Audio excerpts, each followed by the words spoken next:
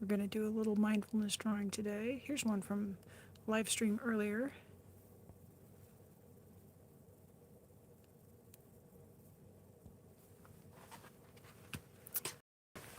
We've got a stack of blanks.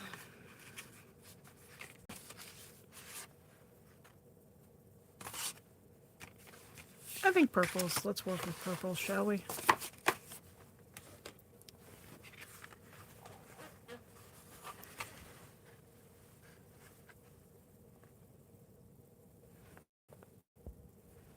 There's a closer look of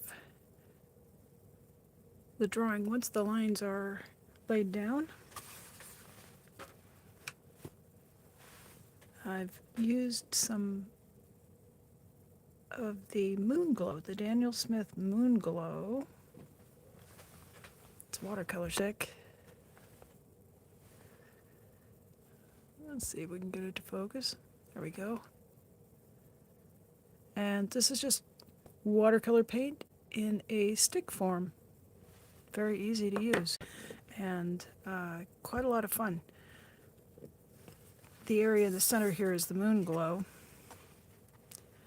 and it's just got a little extra granulation and texture in it. I mixed up some other paints, trying to replicate that color.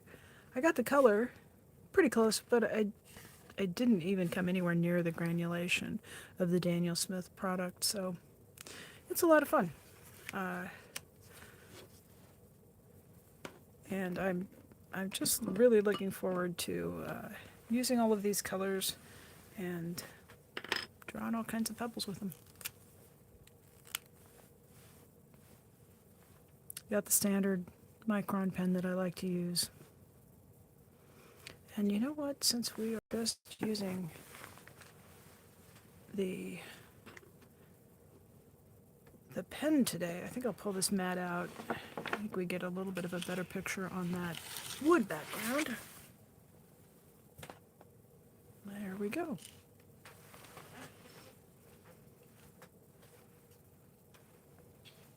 Hi there.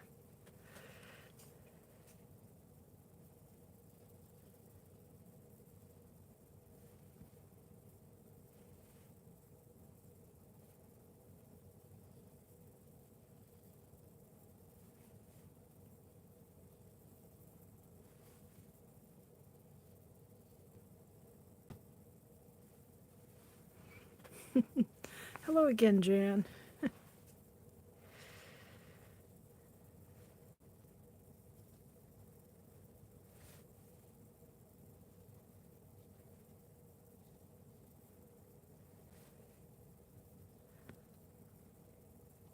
I wasn't sure about the quality of the live stream earlier. I was just having quite a bit of connection problems, so I thought I might just go ahead and run another live stream. It's pretty easy to do when I'm working anyway, so it's not your imagination. There were 2 in one day. Of course, it's technically tomorrow, so I don't know if did you get a chance to see the drawing at the end? I was pretty pleased with it. I like that sort of mossy color. Anyway, a bit of fun.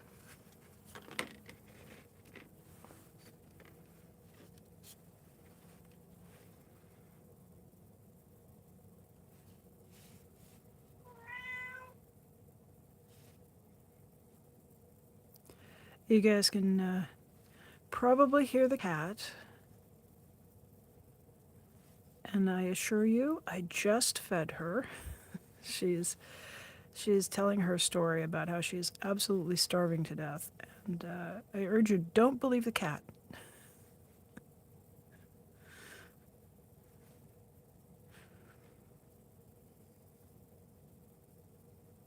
Very untrustworthy reporter she is.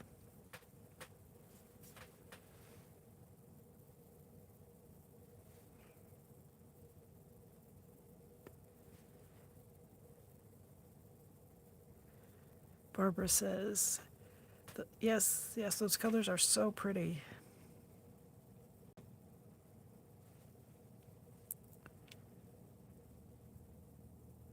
I think when I was young, I really liked to spend my money. Well, I didn't like to spend my money, but I liked to buy clothes. You know, clothes in lots of bright colors. And now I'm mostly black. Like, if I can find black or white T-shirts, that's kind of my preference. I spend all my money on. I buy a few things. This is my fall shirt. It's kind of fun. Got little mushrooms and whatnot on it, but uh, generally we kind of just go really cheap end on the clothes. And as for colors, I buy art supplies now. It's like I think that's one of the things that is like you're old when.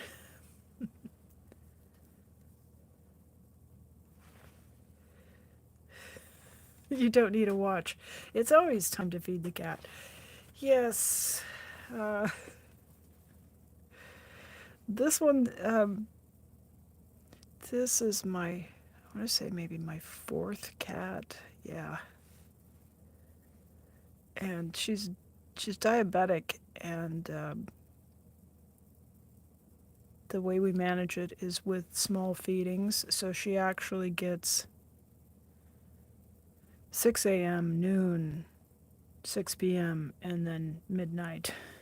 And I'll tell you, at about 10 till the hour, she just comes and finds me.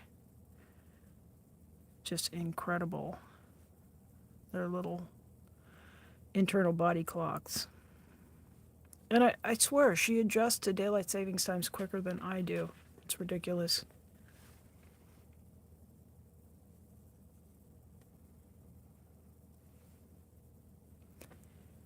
So you have a cat too?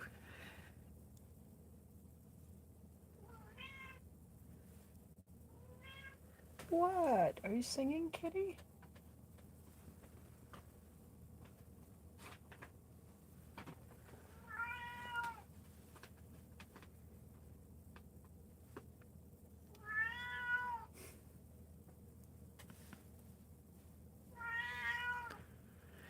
She she only has one meow.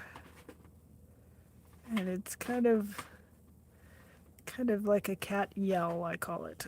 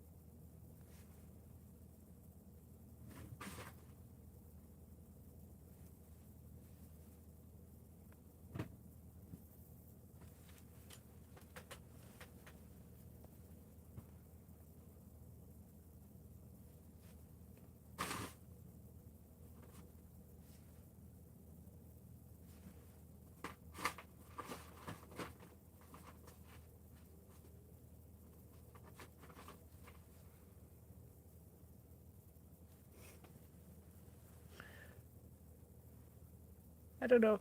I don't know if she's quite a ways away, so I don't know if we can hear her on the live stream, but she's playing in a paper bag, which is the cat's second favorite toys after a cardboard box. I tell you, she can get weeks and weeks out of a good paper bag. It's kind of funny how we spend so much money on cat toys, and really like the things that are sort of incidental and don't cost much, like cardboard boxes, are their favorite things.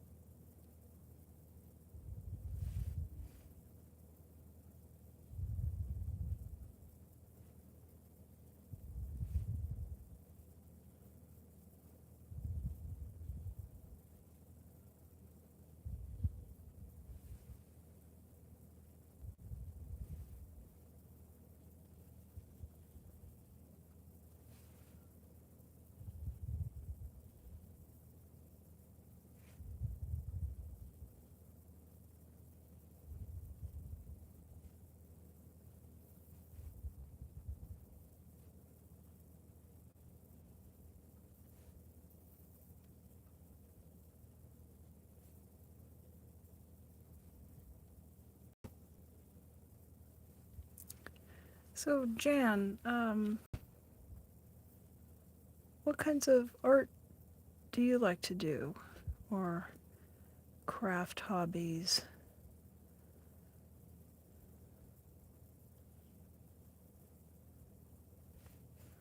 I kind of roll through different things depending on what interests me at any given time. Um, Currently on a bit of a break from quilting and knitting, although I did dig out my knitting needles and sorted through all of my knitting books. That's always kind of a pleasure to look at the patterns and think about what you might want to knit. Um, but I haven't sorted through the yarn stash yet and matched it up with a pattern. But I think we'll be working towards that here in the coming weeks.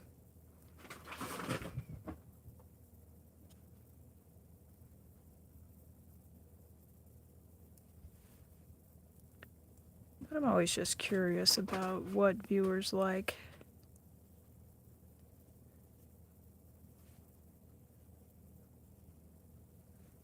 And if they also cycle between different hobbies.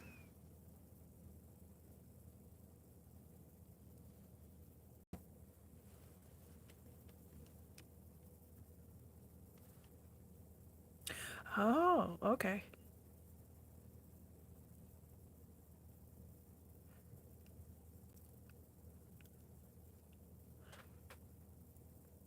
Pattern-based drawing. I saw something the other day, and the person started out with this spiral, and then they came back and they did like a similar pattern all the way up around the spiral, and then they came back and put a circle inside the little design, and then they did it almost like Zentangle. Is that pattern-based drawing, or is that might be something completely different?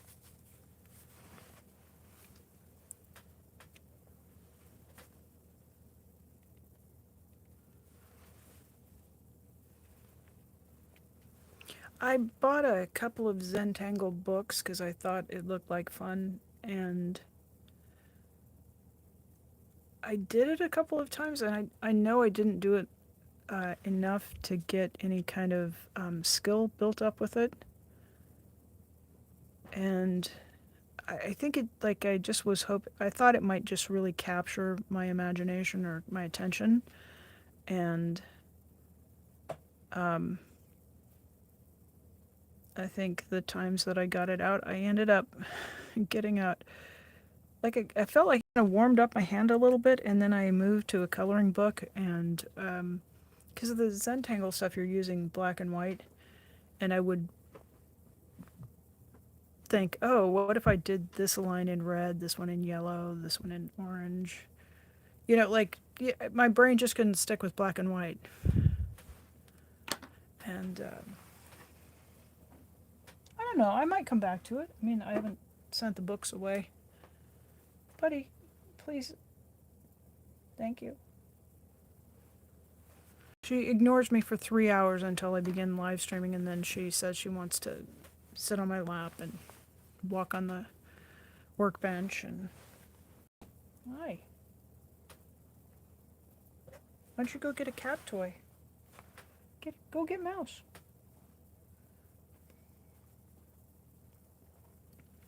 You know, if you do that, I have to show people your cat face.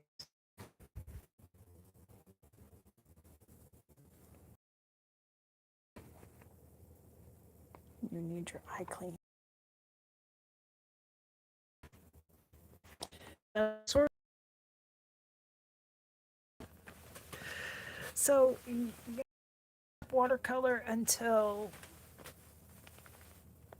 I picked it up once, probably. Oh gosh, it was in Alaska, so probably 35 years ago, for a little stretch of time, and did little beachy landscape, and didn't really get very good with it. But I'd been working in other media, and my hand and all my lines felt like they were really constricted, and I somebody said I should, suggested that I work with watercolor because it does its own thing and it'll break you out of being very controlled in the work because it just doesn't allow itself. The media is very resistant to being controlled. And it kind of broke me out of that phase, and I went back to the printmaking that I was doing. And then probably last year, I was rearranging the craft room and I came across the box of watercolors and I thought, oh, I should get these out and play with them. And so that's launched this phase of things. And I do a few things, you know, I did the Christmas cards and stuff the other day with the little trees and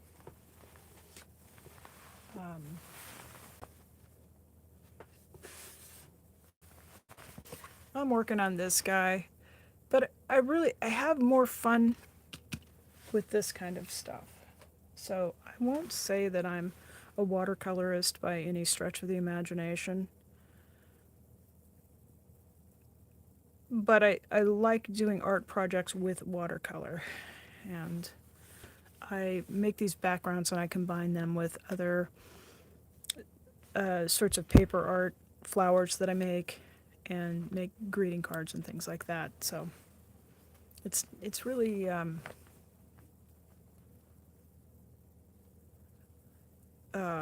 yeah, like I said, I know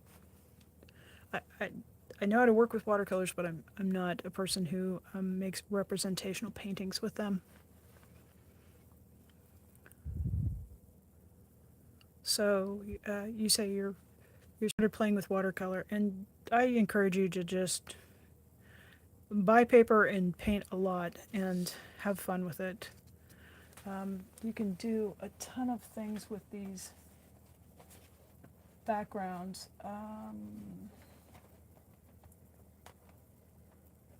I'm looking on my workbench here. Sometimes I'll do flowers too. I don't always do rocks.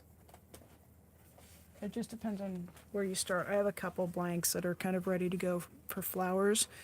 And you see I just do kind of flower shapes with centers and then little bits of green for the leaves. So it's a great fun way to play with stuff.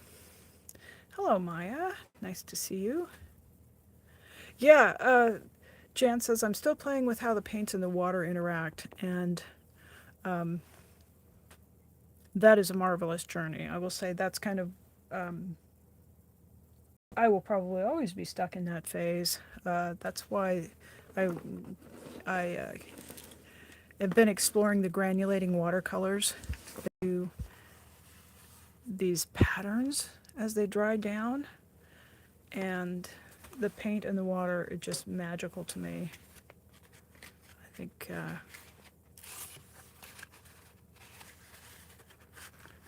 some watercolors will dry and they'll make a nice smooth wash without any texture, and then there are some that the pigments clump together and they make these just fantastic marbled and mottled textures that just drive my imagination wild. So Jan says, regarding the pattern-based drawings, that she starts with drawing patterns one line at a time, explore color, and ask what if a lot. That sounds marvelous. Yeah, if you ever get so inclined and want to pop up a community post on your YouTube page, I'd love to see what you're doing with that. It sounds really interesting. So let's see. This one had just some beautiful colors in it. That was a quinacridone burnt scarlet with some magenta dropped into it, and then yellow green, I think was what that beautiful color, simple name.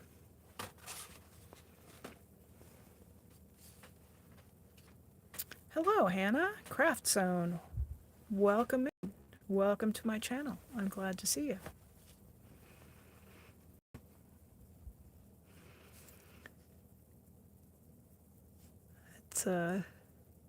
it's the week of Thanksgiving in America, so I think that might be why it's just been a little quiet. But we often have a nice group of artists and crafters who love to come in and chat, and we're glad to have you aboard. Welcome.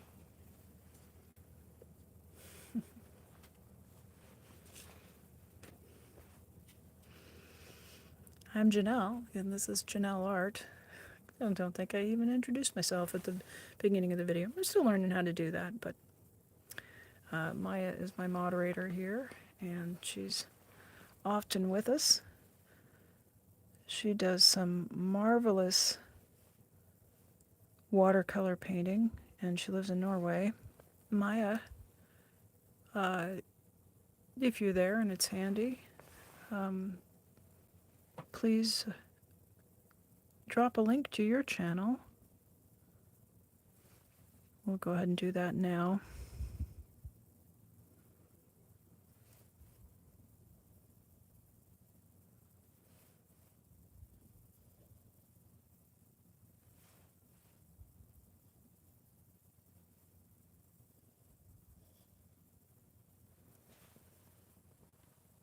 So Hannah, your craft zone, what is it you like to craft? I also like to do rubber stamping. It's a bit like printmaking. I was a printmaker for quite a long time, and I like rubber stamping a lot. I like making multiples of things. I especially like carving my own stamps. I don't do that too much. I would like it if, like, every stamp I use was just of my own hand. Sometimes I think, using somebody else's design, and I'm not sure, can feel a little strange sometimes. But it's a wonderful way to just play with paper and color and do something creative. It's very accessible. And I love all the different colored inks and embossing powders and all that stuff. I haven't done any of that on this channel because I feel like there's like a lot of really great rubber stamping technique tutorials that are very very high production value on YouTube, and the charm of this channel is that we just get to hang out in real time, and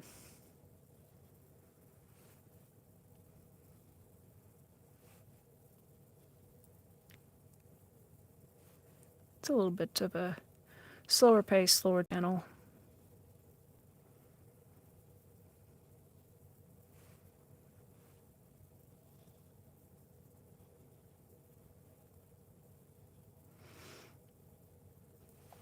Yeah, if you guys are interested, when I get done with this pebble drawing, I cut some blanks, and I thought I might paint a few more of those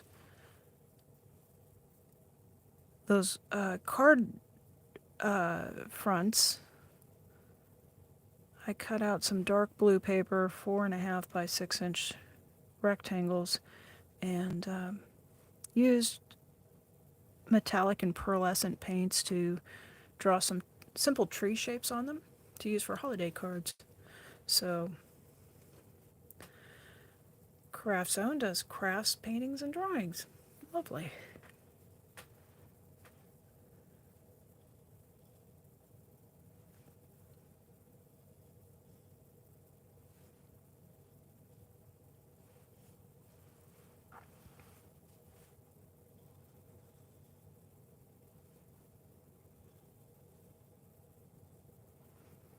It's just fun to have something to keep my hands busy with.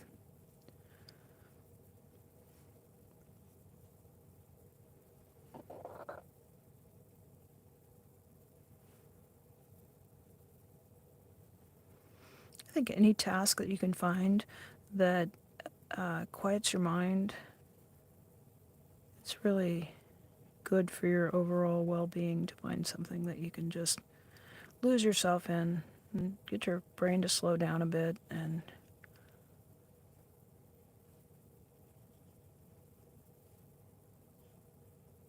set aside the hustle and bustle.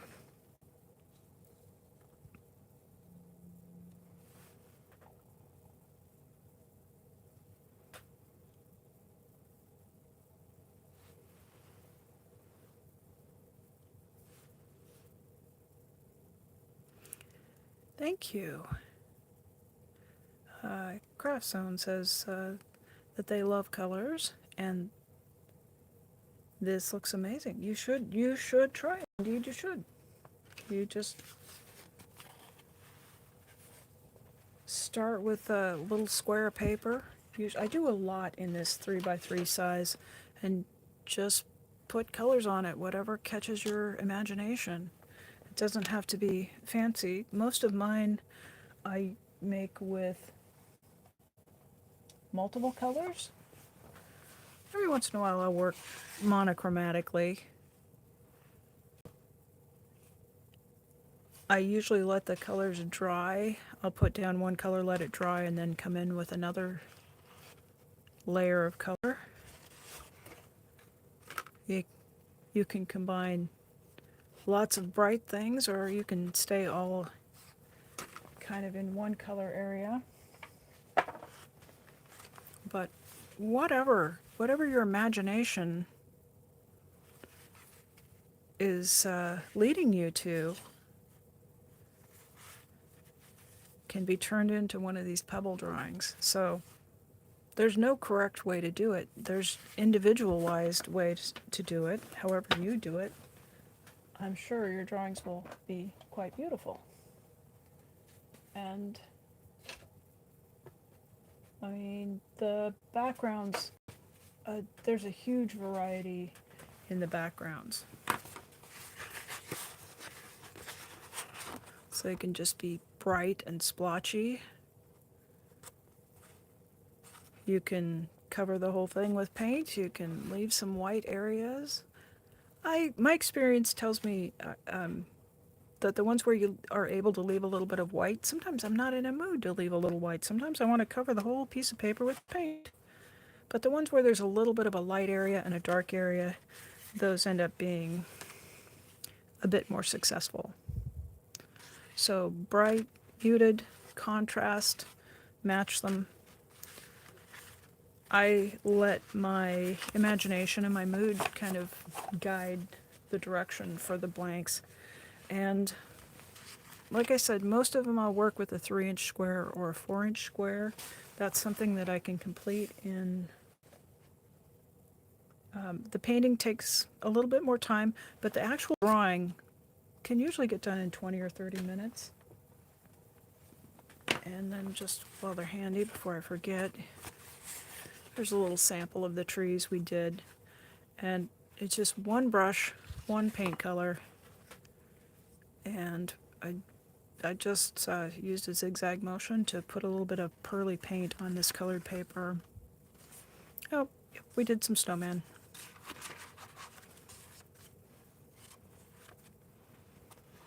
So that's kind of interesting. The pearlescent paint resisted the watercolor afterward, but I like that effect on there. Anyway, that's the plan, but on dark blue.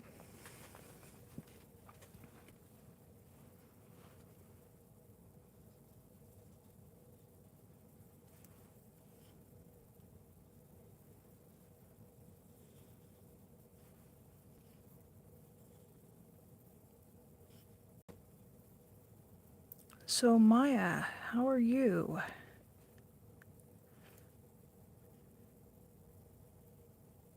We were talking the other day, and thank you. Craftzone says they look awesome. Thank you. Yeah, I hope that like you could see that there's a really wide variety of how you can prepare the background, and there really aren't any rules to it.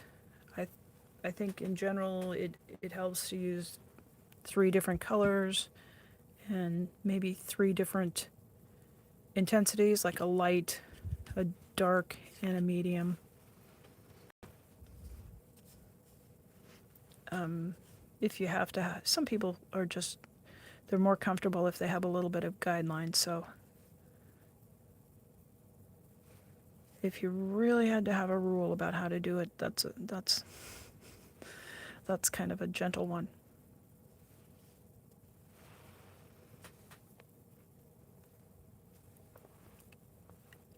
Sometimes when I work on these, if you're watching my channel very much, you'll see that there are times where I just motor right through, circle after circle. And there are other times where there are big pauses in between, because I'm looking at it, looking to identify an area. I'm gonna turn this. Don't get motion sick. So I'll look for an area that looks like it could be outlined, and then other areas will sort of make themselves known, or I'm able to visualize a spot that can be circled and made into this pebble shape. And I'm thinking about how pebbles look along a riverbank, or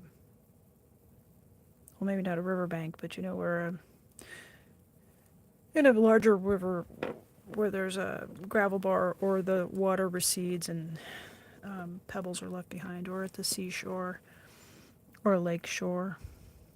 I just kind of envision that way that nature scatters rocks and pebbles.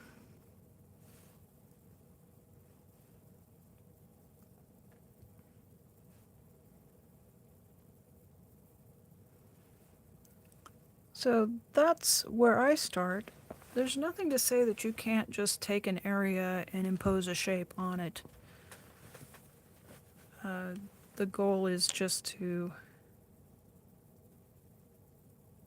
engage in a behavior that is a repetitive behavior, because that calms the mind. So that's the mindfulness part of the exercise. And it's just always so surprising to me how I can unlock the door to my creative work. Especially, you ever come to the workbench and you want to do some art, but it's so hard to get started? Something like this, for me, it really kickstarts my creative process when I'm a little bit stuck.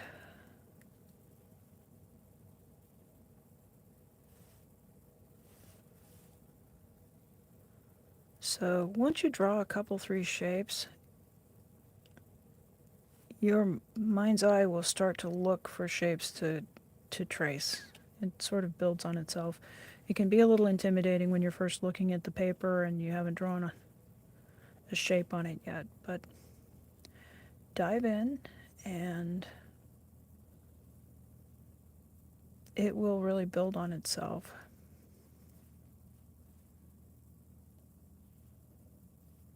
I would just say my first pebble drawing was really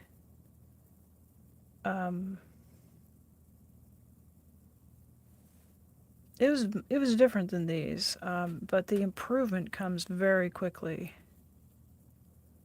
So your first one might look a little bit like, I know I looked at mine and I thought, wow, it looks like I did that when I was in grade school. There was something about it that was a little bit that looked like I did it in grade school. I don't know if there's any other way to describe it. But after probably, I would say maybe 10 little squares, I happened to have everything shoved in a pile and I noticed, wow, that last one I did, it was really smooth and there was more of a flow to where the rocks were compared to the first one. The first one, the rocks were kind of lined up. So if you give it a try and your first one is a little bit rough, keep going. It's okay to learn as you go.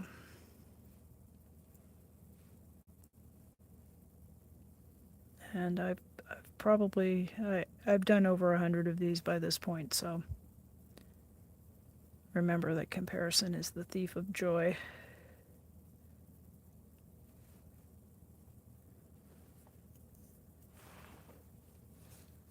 Oh, this purple is just so delicious to my eyes.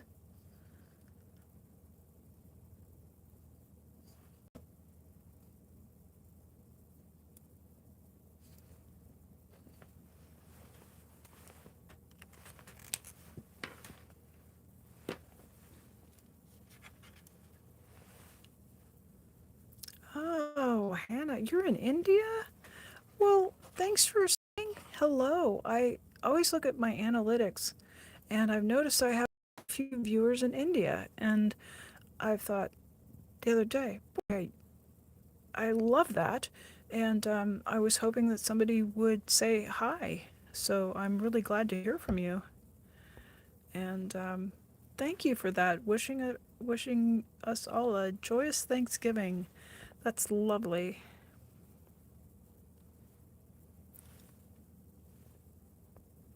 Oh, Maya's getting her coffee.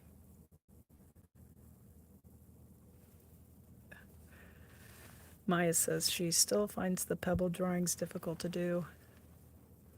Well, I don't know, Maya. Now, how many have you done? Tell the truth now. Yeah. So Maya says that this morning she tried to make some big pebbles using the brusho. Oh, brusho. That's an interesting. We'll have to get you to do some.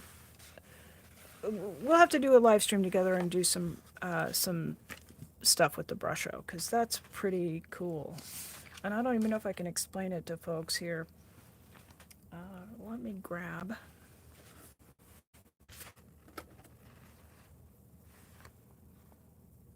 I got some new watercolors. My birthday was last Monday, so I ordered myself a little birthday haul of art supplies, and Jerry's Artorama had a great sale on paints, so I ordered the Daniel Smith paint sticks, and I ordered some watercolors, and let me get a palette down. One of the things I ordered was just some basic pearl white, and I think this tube was all of something like $2.69, so very economical. And it's pigment.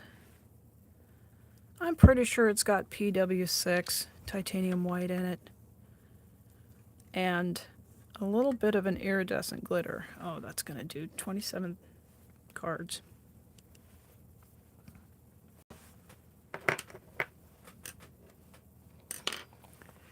Switch to a little bit of a bigger brush.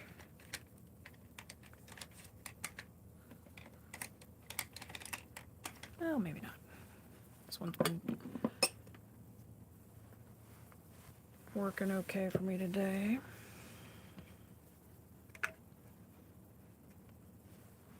So what have we got here? A number 6 round is all. And this is, I didn't really look very carefully at this because I just went, oh, those are some colors that were interesting. It's Marie's, made in China. Seems to be, like, the tubes were very, very light, and they seem to have a lot of water in them. So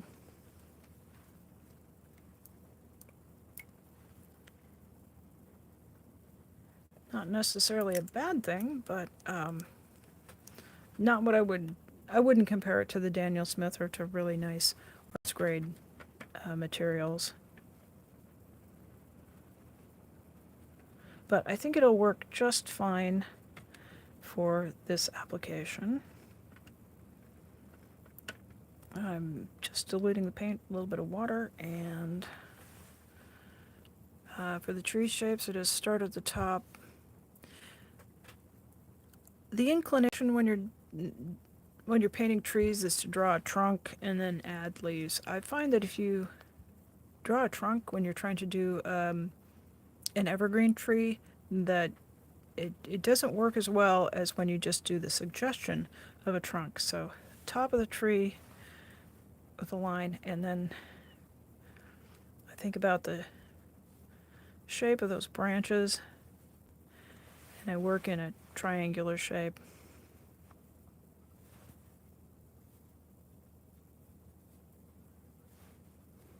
And it's a little bit easier to have a looser, relaxed style if you hold your brush further up the handle. If you get down here, you'll be making very small little marks that are controlled.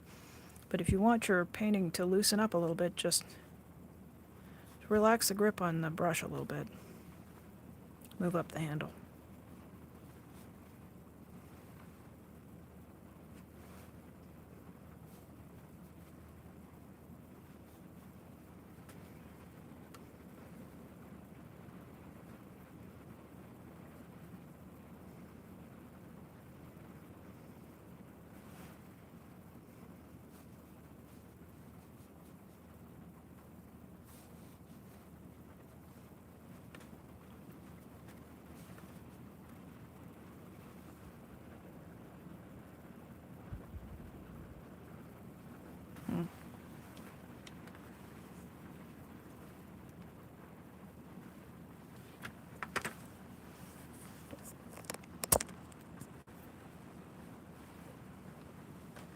Alrighty, check the comments here a little bit.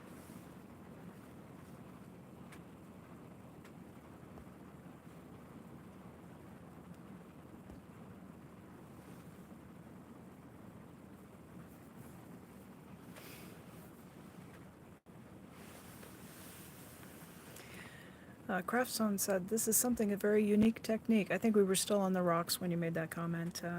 Yeah, well, thank you. It's, try to offer something that you can't find on 27 other channels.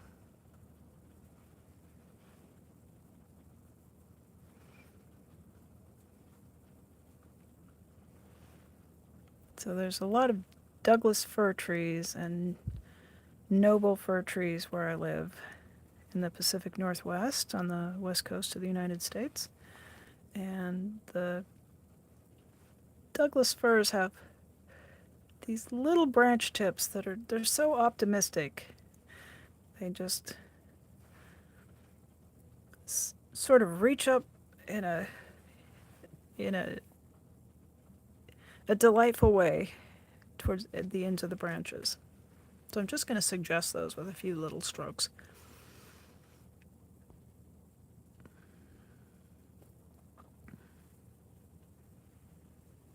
Oh, so Maya says that her pebbles turned out too dark. Just put a wash or spray. I'll sometimes, if something is too dark, like, and I do make them. I get just sprayed away, and I end up with a lot of paint on the paper. You can spray it with water, then take another blank piece, and I usually turn it around and let gravity drive that paint down.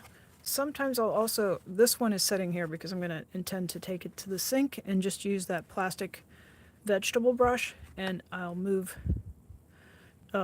just wash some of the paint off.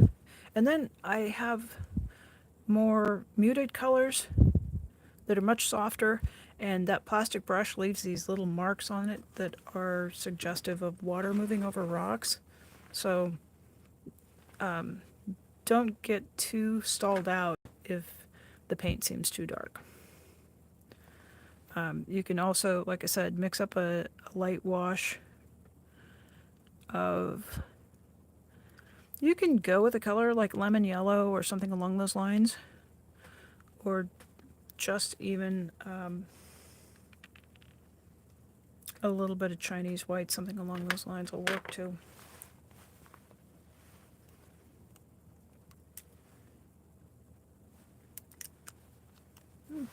if it ends up too bright, I have been using washes of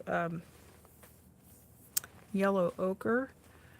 That's very neutralizing, and that can help get your background down to a dull roar.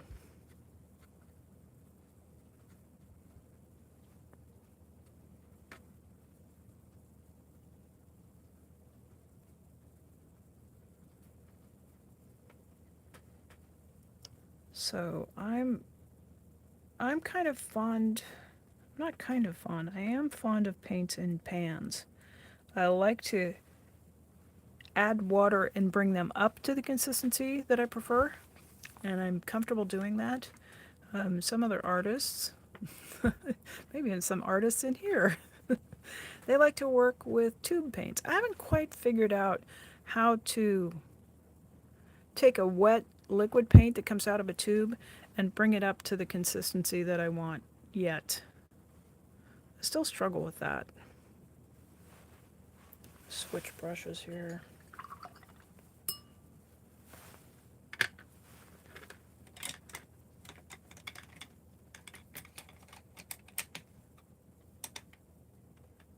Maybe.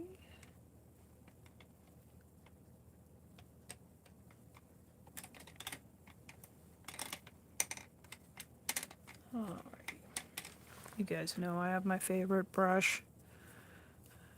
I need to take the time to rehab it. The poor thing is just literally being held together by washi tape today. And I've looked for more of these. It's basically a sumi-e brush or a calligraphy brush, and it just has a character to it I really like. And I went to the art supply store today, and they didn't even really have any ink. So it's kind of shifting to more of a craft supply store.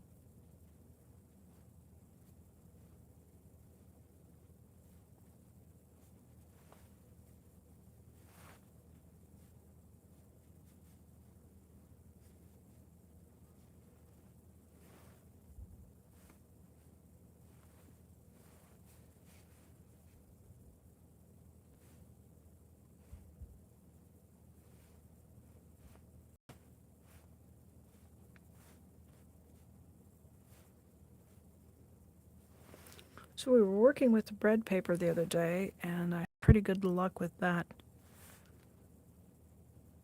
Not bleeding up into the paint. And I can see in this, there are just hints of blue are washing right up into this. I don't think that's really a problem or a detraction. But this is definitely a craft paper and not intended to be painted on. So I'll just try to work with what it wants to do, not fight it too much.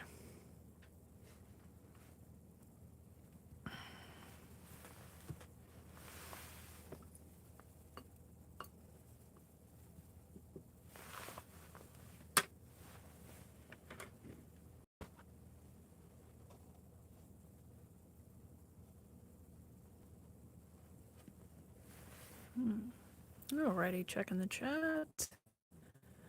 Oh, Maya says the best birthday gifts are the ones you buy for yourself. Well, they're good ones. They're pretty good. The Brusho.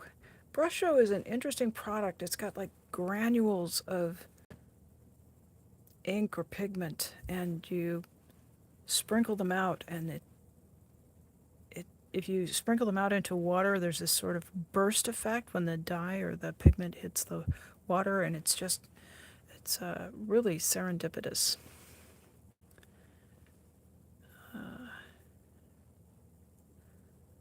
So Maya says it went a little bit out of hand. Well, that can be fun. That's not always the worst thing to happen. Uh, Alrighty. So let's do one with, let's try the Gansai Tambi Japanese watercolor instead. Let's see how it works on this blue paper. And I'm going to work horizontal. That way we can paint more trees in the horizontal orientation.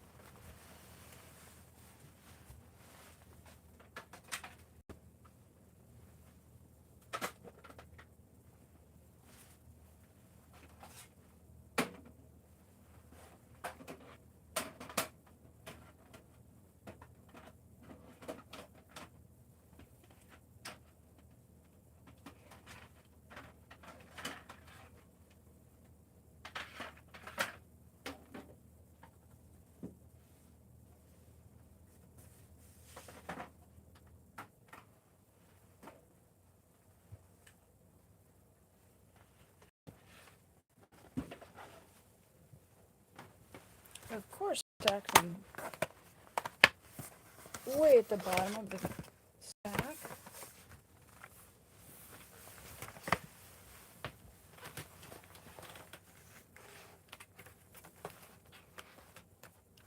Let's try some of the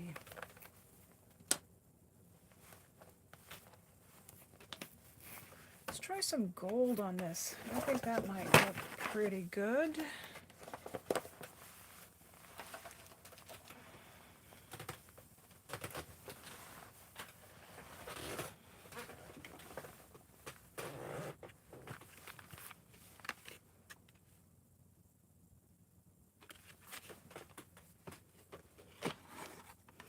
And if the gold doesn't work, we'll try something else.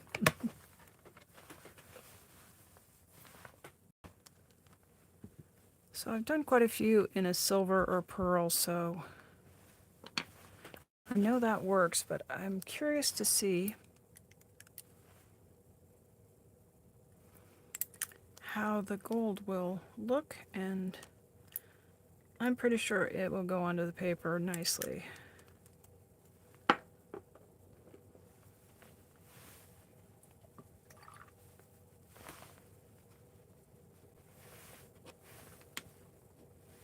So the color I've got here is bluish gold. This is the Kiritaki Gansai Tambi. Oh, I got a lot of water in that.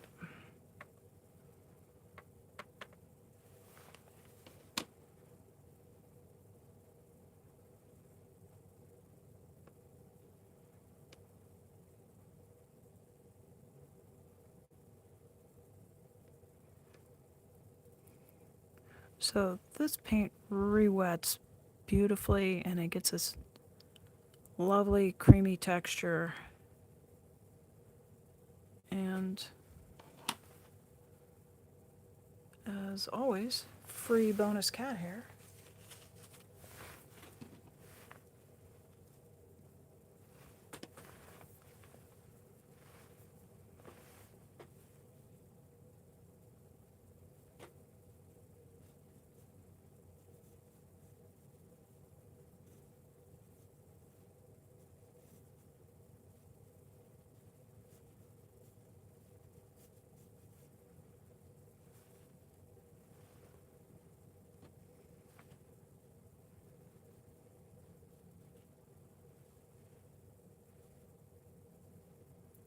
So one brushful of this paint got me all the way down this little tree.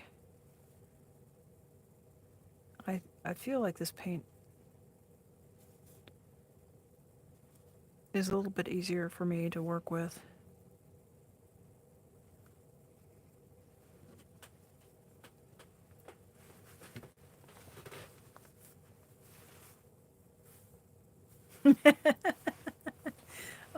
Maya says to be completely transparent. I have to admit, I am on Jackson's right now. That that is an art supply website that people in Europe can avail themselves of. I can't get it. They don't ship to me.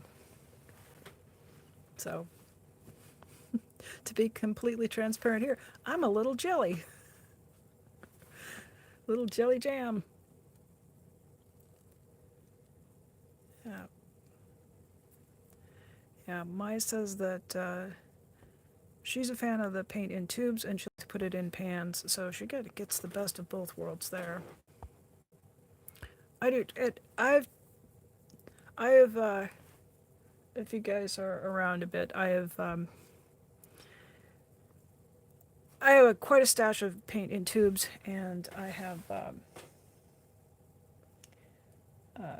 just been busy in the last couple of weeks putting all of my tube paints into empty half pans. So I want to see how these two. Maybe I'll do the trees in different shades of gold and just make a variegated forest, and let's see what that looks like. I know that other palette has 2 or 3 different shades of gold, and I think that might be quite beautiful.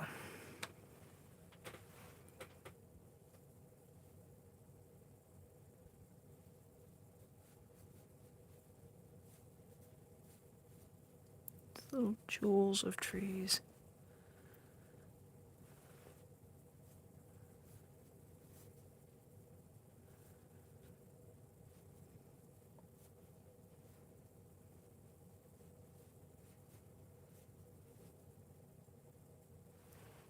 That's pretty fun.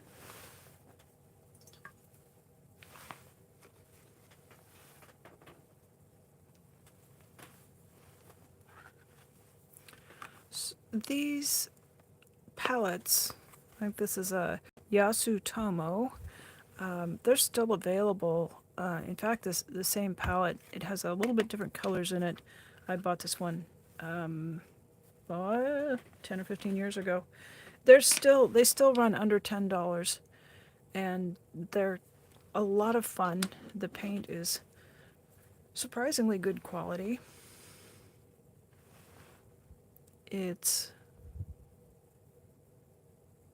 very easy to wet. I'm gonna go with copper here.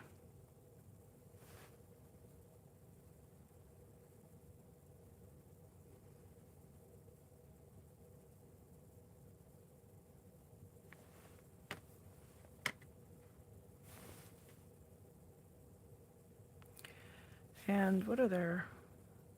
5, 10, 16 colors in there for under $10.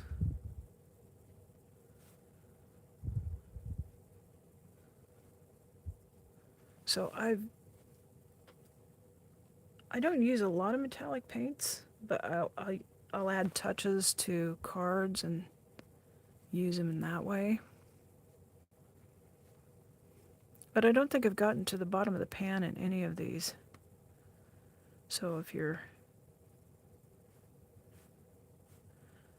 like me and you just use it to add touches here and there,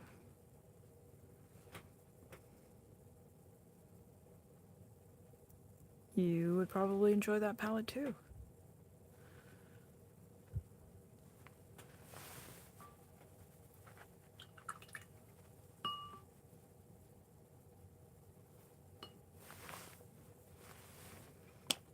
I'll try adding the water this time.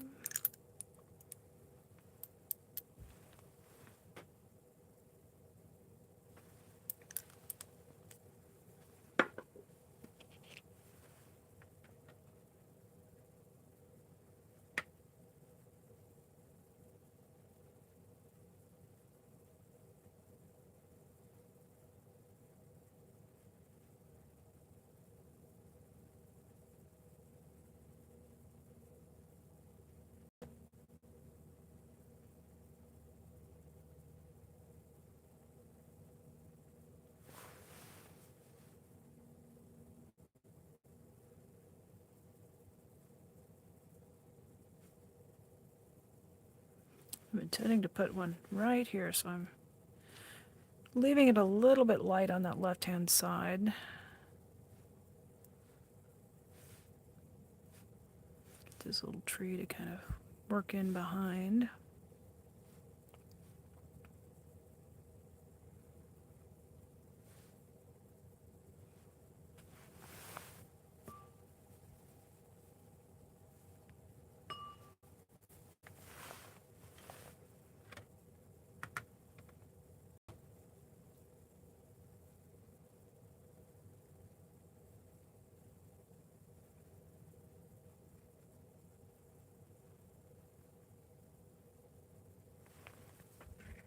Bring in a little bit more water, not too much.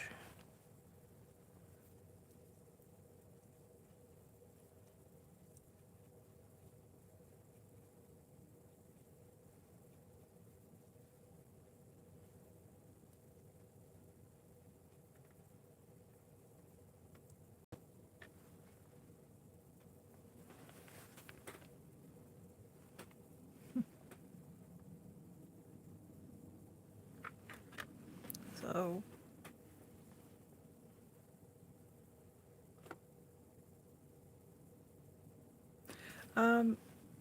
I had a look at the maybe it was because it was the paint that I was looking at was only sold by Jackson's in Europe and wasn't available to be shipped to the United States, but my take was that it had limited shipping. But again, I'm not sure if it's the whole website or if it was just the product I was looking at that day. I kind of recall looking for Winsor & Newton,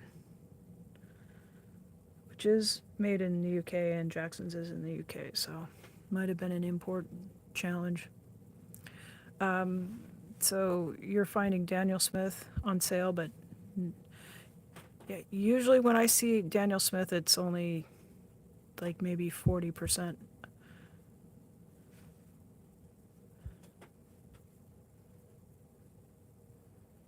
I don't usually find a real hot sale on the Daniel Smith.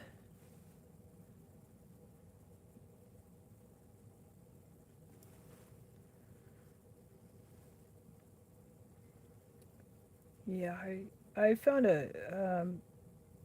boy, was that a rubber stamp, a store that mainly had rubber stamp supplies, but also a little bit of art supplies, and was surprised to find that they stocked a bit of Daniel Smith and that they had a manufacturer's sale of 40% off, and picked up a tube of good old quinacridone gold. And I got home and then I thought, oh, I forgot that they had Primatech colors in the Daniel Smith line. I don't know that store would have stocked them because of they just had it's kind of a simple display. And I don't know, I think of the Primatech colors, the ones that are made from gemstones or semi-precious gems, to be more of a specialty part of their line, but I have since been able to buy some of those in the watercolor sticks. So now, of course, I have that thing that Maya infected me with, which is the desire to possess everything in the line. It's fun when you've got some of everything. So I like the trees in all colors. I can see that I probably needed to let that dry down. What I'm going to do with this one is let it dry down fully, and then I will paint over this tree shape, the silver one, with probably, I've got a stamp pad that's an embossing stamp pad, and I can wet a brush and then pick up off that, and you can just paint directly on. Sprinkle some embossing powder on, maybe even some silver embossing powder, and then this silver tree, I will do something to make it a raised embossed tree so it'll stand out, because it's, you can see it's just kind of melding into the other trees. But I like the variety of colors, so that was kind of a fun experiment.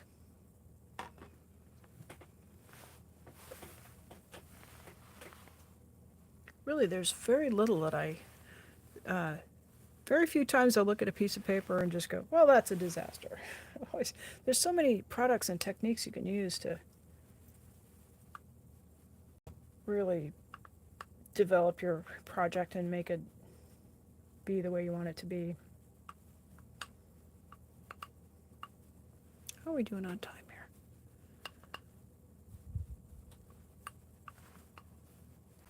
Well, how are you doing on time, Maya? What are you up to today? Okay, all right. So that was, Maya says that, yeah, Winsor and Newton, they don't ship outside the UK and the EU. Oh, so she's in Norway and she can't buy Winsor Newton either.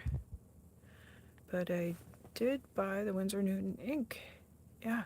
Yeah, I'm sure that there's just different export restrictions on different products, so.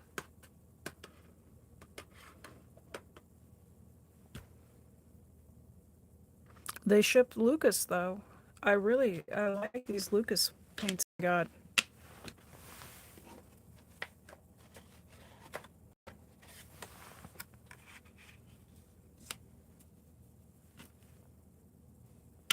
Green yellow, is that what I want? I think maybe, I got a wonderful new green called Verona Green Earth.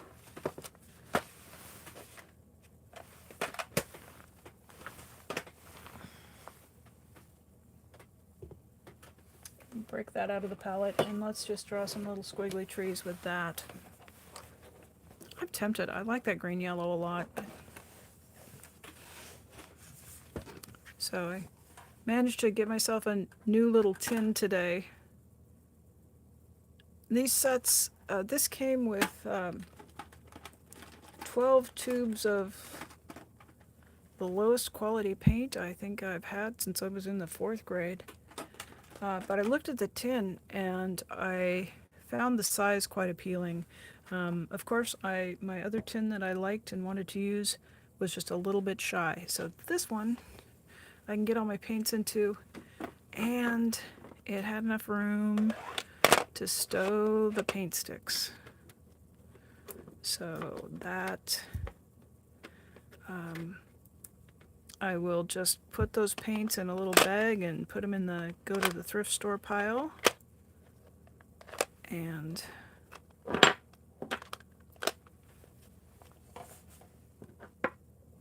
keep the tin. I think that for me was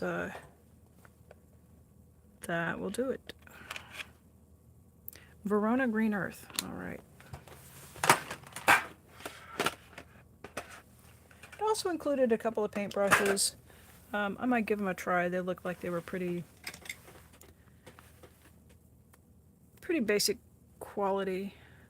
You always need a paintbrush for glue or something here and there.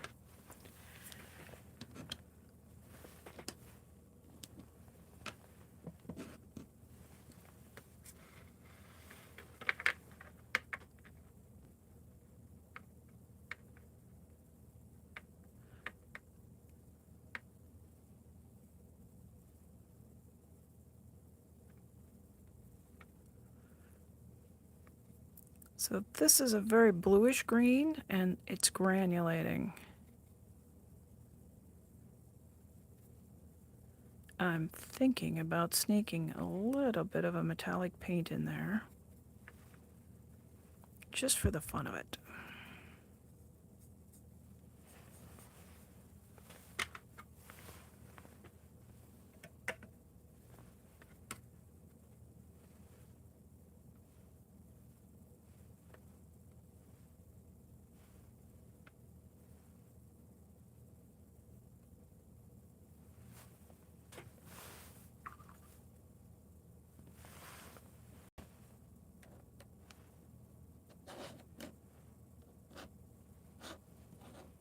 This is one of the things I love about these Gansai Tambi. Even all that water I put in there, it's already just, it will be a little tacky to the touch, but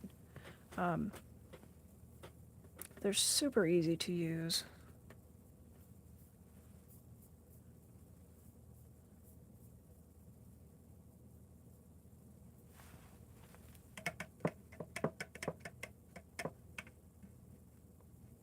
I'm sure paint in a pan must be a bit mysterious to somebody who's not tried them before, but once you do, it's actually actually pretty simple. Just wet the brush and swish it around in there a bit. Hey, Randy Rabbit, hello.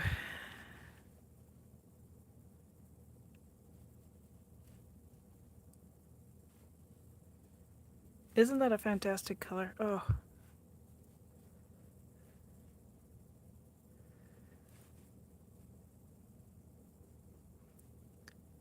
So if I recall correctly, I bought this brush up at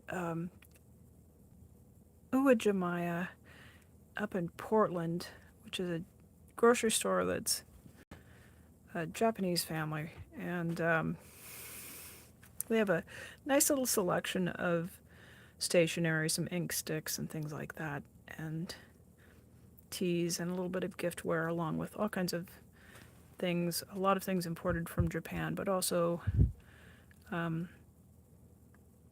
Indonesia, Thailand, all over the place. So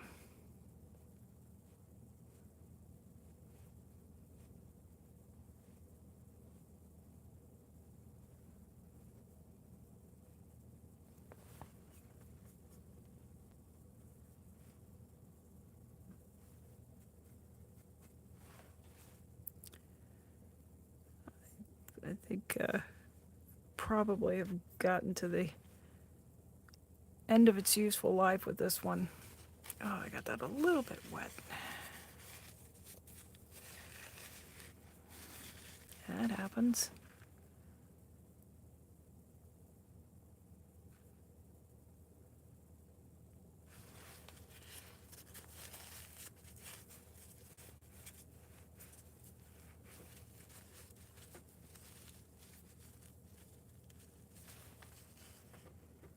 So, Randy, it's nice. I kind of was busy for about a week, and then, time just seems to fly. I saw somebody, I was moderating on another channel, and somebody poked it and said, "When are you going to do another live stream, for Pete's sake? We haven't had any Pebble art for a week." And I thought about it a minute and went, "Oh, don't." It's kind of easy in life to get busy working for other people and deprioritize ourselves.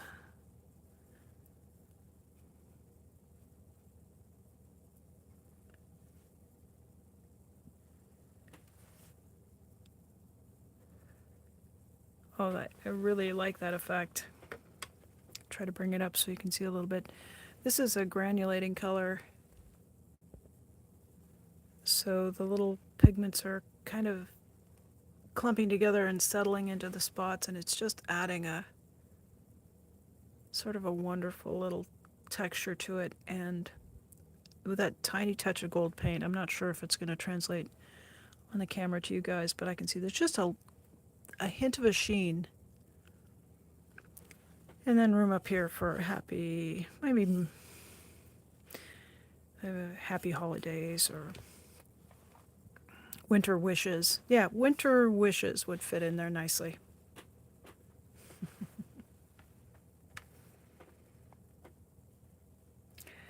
This is one of the Lukas, Lukas, watercolor paints. Little half pans. Might even have the label here. Is that it? That's it. So Well, not the easiest thing to see, but managed to pick these up on a nice sale from Jerry's Artorama, and I will say, I said this the other day, and I have had a second order from them. It also arrived with everything beautifully packaged, and it came on Saturday. They had estimated delivery for today, actually, for 5, so it arrived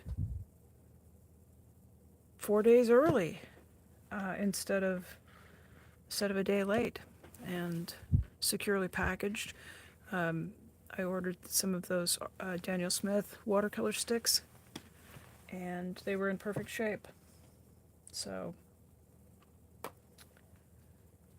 something like that, I kind of worry, is it going to get, the package going to get drop kicked? And of course, the delivery time, I think it said,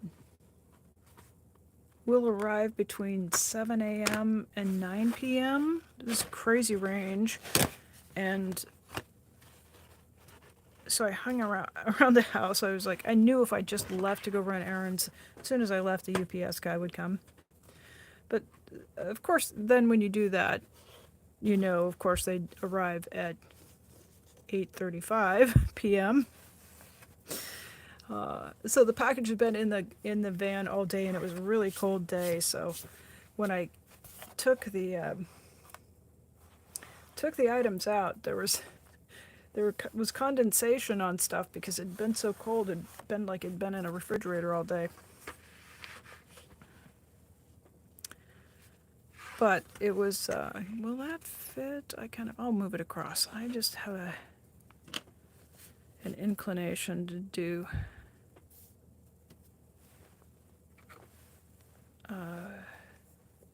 more trees across that.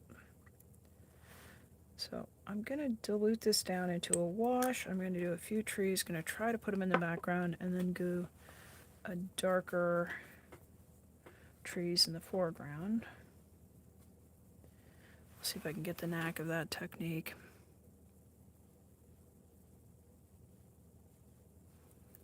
Try to keep them small and distant.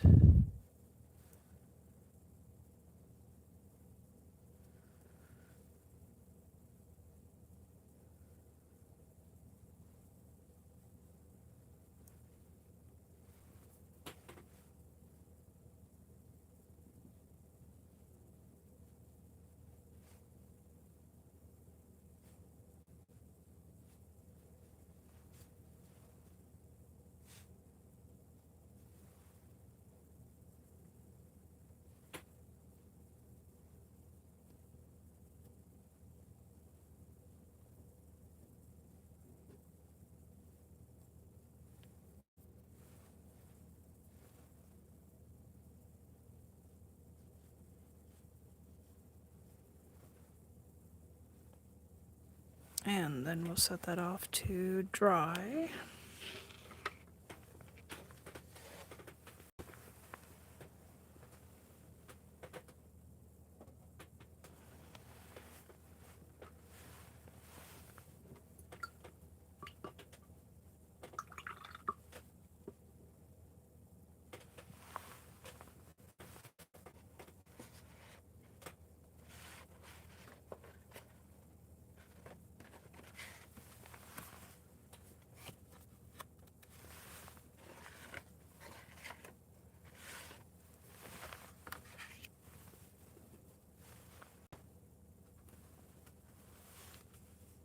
Oh, that dried down quickly.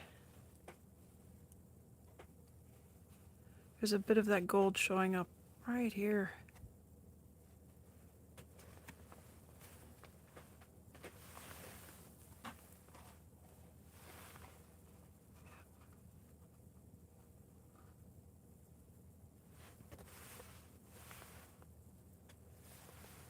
What do you guys think? I think I kind of like those warmer golds. The silver's okay, and then you see the golds, and it's just really, really beautiful.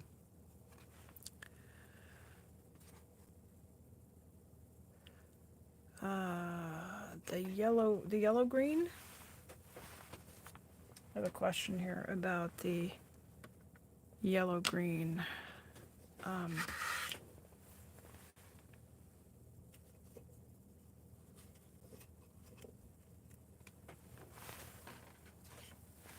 just going to splash a little of it onto a little piece of cardstock. Yeah, this is green-yellow. So it almost looks like a green olive here in the pan, and as soon as you wet it, it just becomes almost this acid green.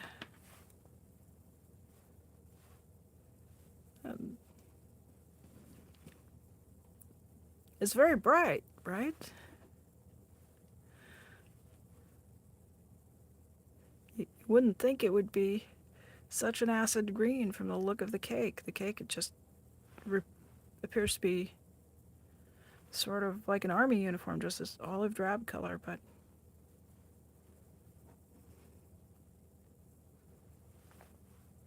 yep.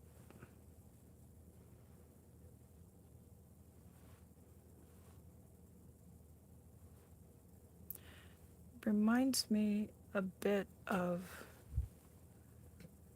willow when it first starts to leaf out in the spring. It has an amazing yellow-green color to it.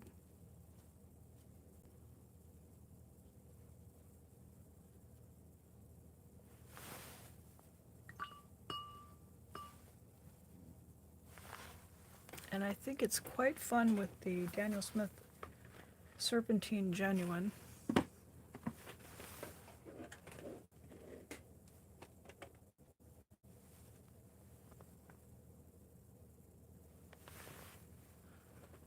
This.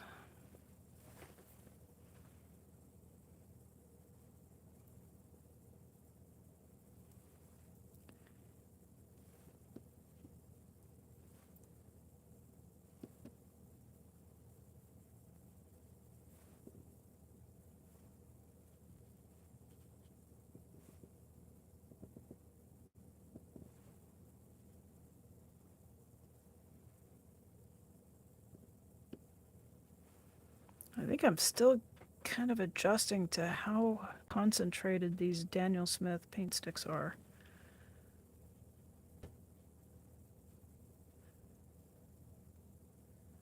You take quite a bit of paint off with just a drop of water.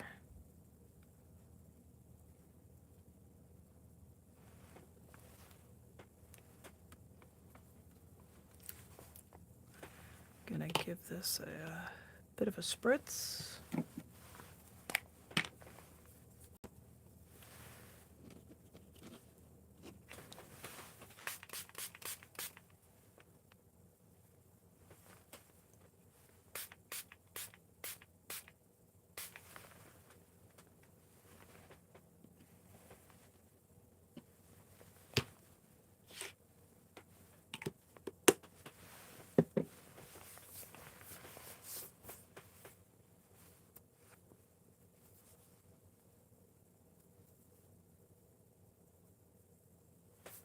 And one of the other colors I picked up was chromium oxide green. And I thought their version was really nice. Sometimes that can be a bit dull. And this one is, it's still pretty opaque.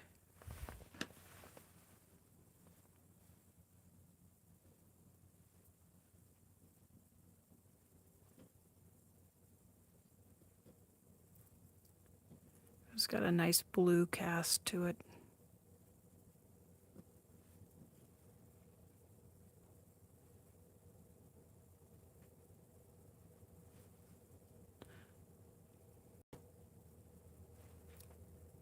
But you can see it doesn't have the translucency of that yellow-green. It's okay. A bit of variety in the way things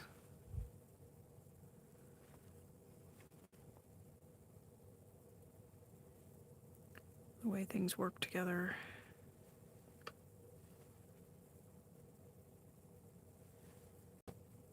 We'll just get all those new greens on here. Working this in with a little bit of that Verona green earth too.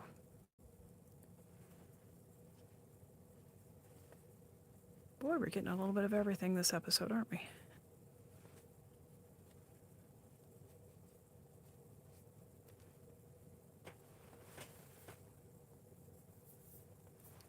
I feel like I want some punch, some orangey red in there.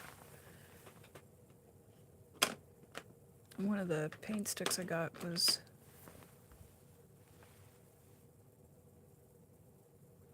well, that might be a bit bright. I've got quinacridone burnt scarlet, and I also have one called Piemontite. Piemontite? Oh, hematite. It's going to be the last one to pick up, isn't it?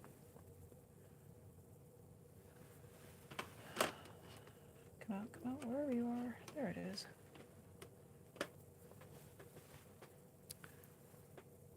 Piemontite, genuine. I keep thinking I'm going to go on Google and see where Piedmont is. It's probably someplace absolutely beautiful in Italy. This is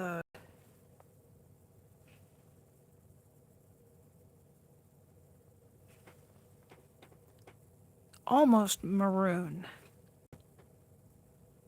Not quite red, definitely not brown, and very beautiful.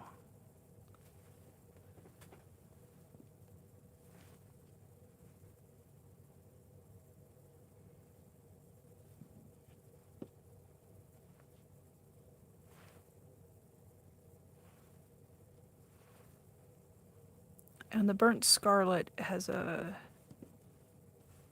this scarlet intensity to it that's quite dramatic and colorful.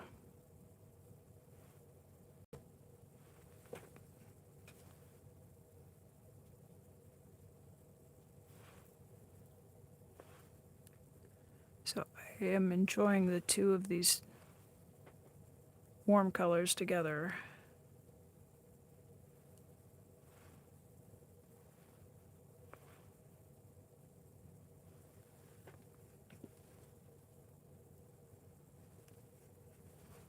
And then always trying to remind myself, get enough water on there so that the granulating colors can granulate.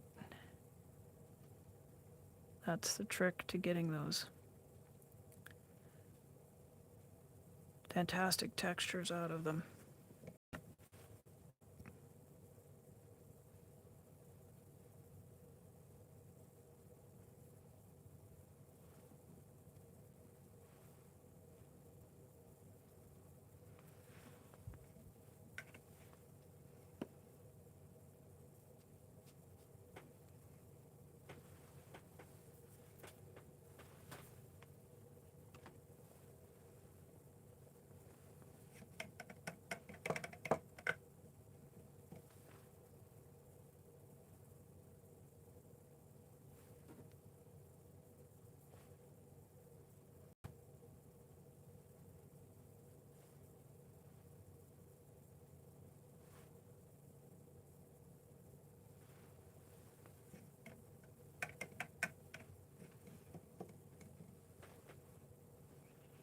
Well, y'all got quiet.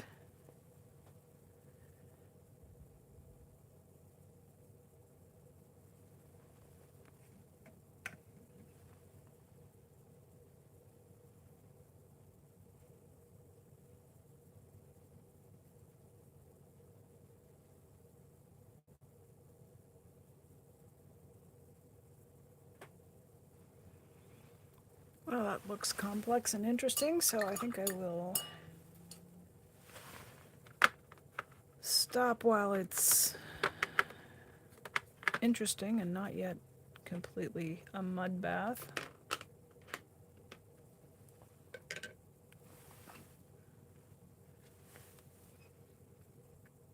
It'll be fun to draw some pebbles on that when it dries down. And let's see if our trees are dried down.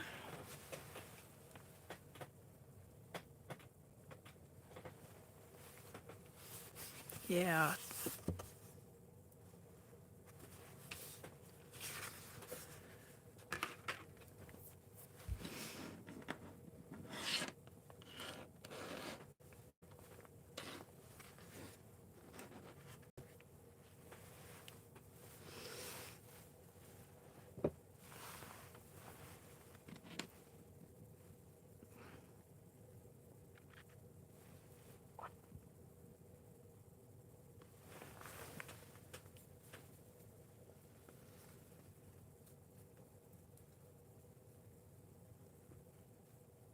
So there are quite a few greens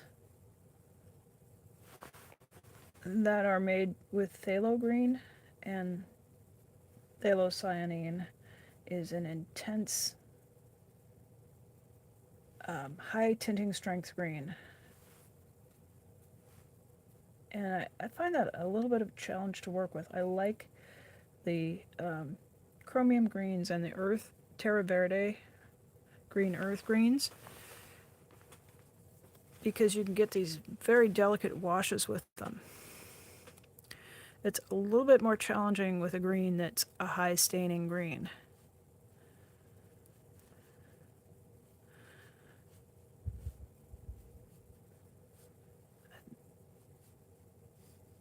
I'll see it mixed in turquoises, and I don't always shy away from it, but it's just usually not my first go-to type of green.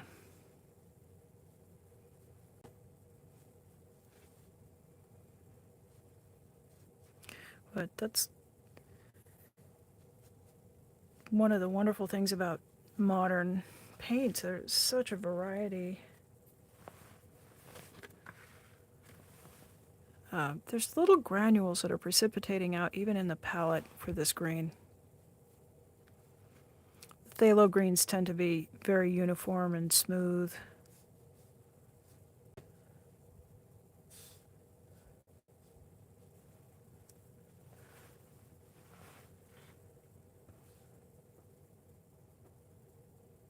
I think I will let those guys dry, and then I will come in with a very full strength paint and put trees there to the outsides.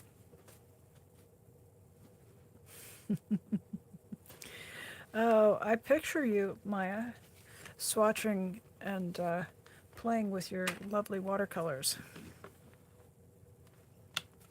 Am I wrong? Either that. Let me think about what time it is there. I don't know what time it is here. It must be 2, which means it's... Is it lunchtime? Do you have a plane crash on your plate?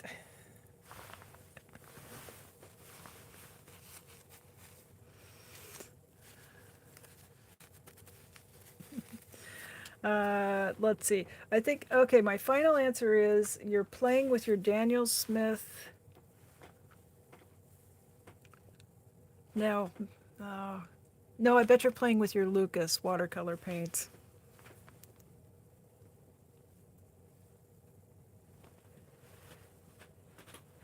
Trigger Happy Customs. Hello. Good to see you again. What's up? How are you? Well, you guys tired of the Christmas trees yet? Shall we do another pebble drawing?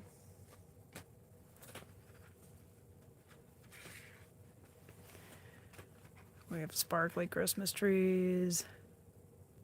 We are painting some sparkly Christmas trees, and I made a pebble drawing earlier.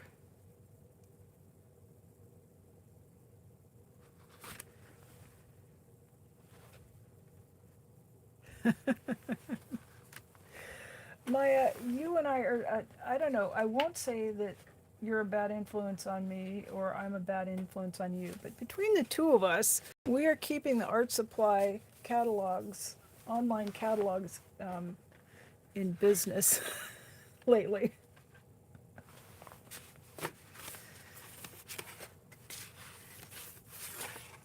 I think I feel like doing another pebble drawing.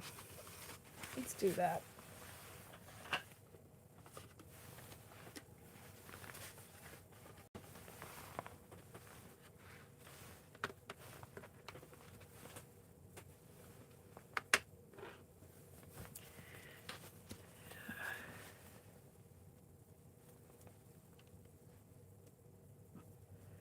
All right, Trigger Happy Customs.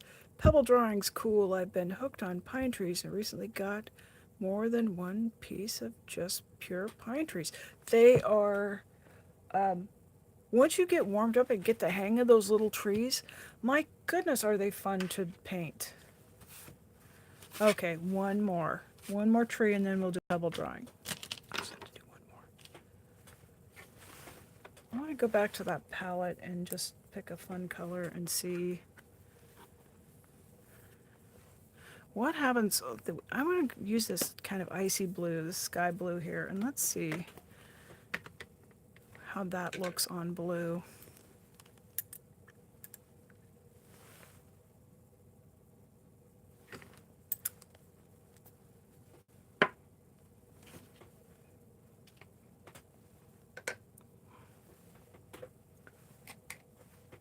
I'll go back to the sky.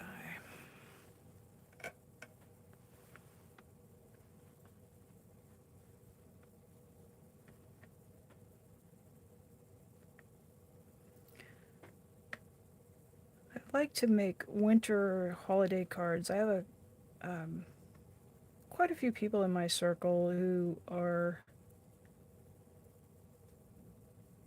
I have some people in my circle that celebrate Christmas. My family, Christmas celebrating kind of a family. But I also have a couple people in my circle that are, they kind of get bummed out by those traditional holidays, and we like to celebrate the winter solstice, because that's the day that's the shortest night of the year, right? But then the next day, you gain a little bit of daylight, 2-3 minutes, and from there on out, the days get longer, and that is often something that is easy to celebrate. And there's not a bunch of memories and drama. You can just make a meal, get together with friends, enjoy their company, and think about these longer days to come. So I make some Christmas cards, I make some winter holiday cards, make a couple of Hanukkah cards, and I make a pretty good handful of happy winter or happy solstice sorts of cards. I'm not so sure about that. Probably be okay when it dries down.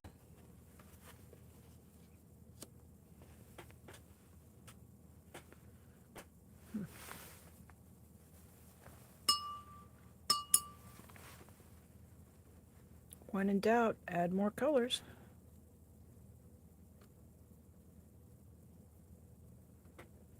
So there's a light blue. This is the one I used. I'm going to switch over to this darker blue.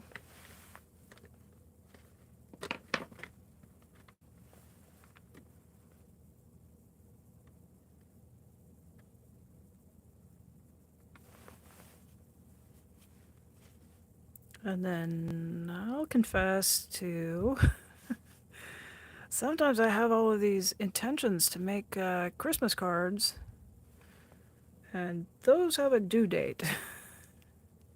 Whereas a Happy New Year card, you got another week. A Happy Winter card, you've got a bigger window of time. So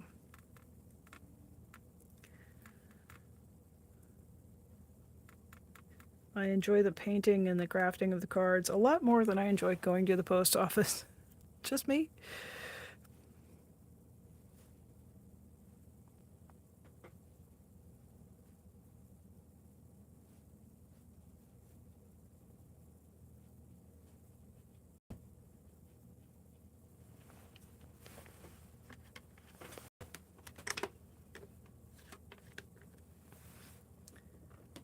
I'm going to cheat this one with a little bit of paint here too. I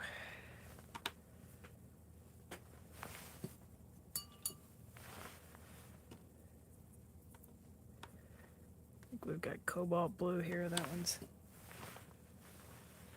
one's pretty good and opaque.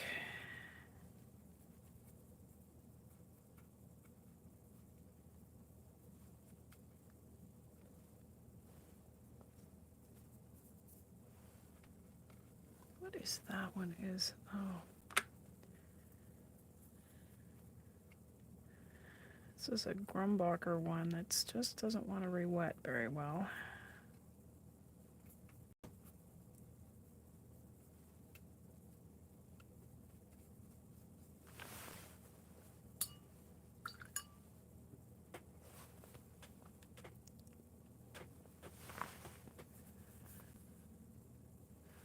Okay, rabbit.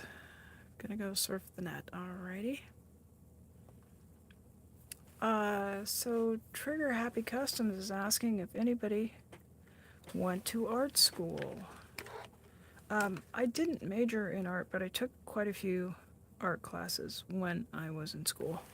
And pretty much my entire senior year of high school was spent in the art department. I had all of my credits to graduate, and I turned 18 in my senior year of high school, and I was done with it. And I wanted to graduate early, and they wouldn't let me. They being the school principal, and then talking my parents into this. And I was just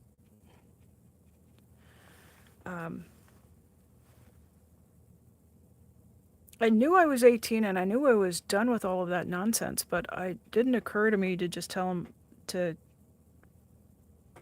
pack a lunch and leave me alone. So I kind of put up with it. But I enrolled I had one required class. It was like personal finance or citizenship or some nonsense like that. And then every other class was just I had a stained glass class, I had a jewelry making class, a fiber arts class. So I basically did a year of just every art class that was offered at the high school. And then in college, I almost always took an art class. But I had family that was pretty adamant that one could not make a living as an artist and that I needed to study other topics. So all of these years later, the thing that I studied and went to school to be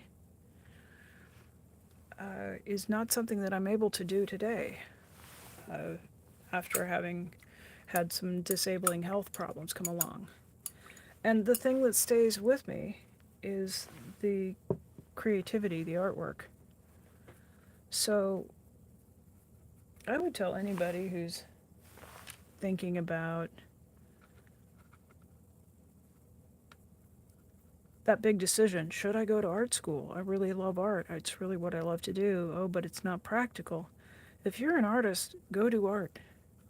It'll stay with you. When everything else is beyond your capabilities, if you're an artist, you'll still make art.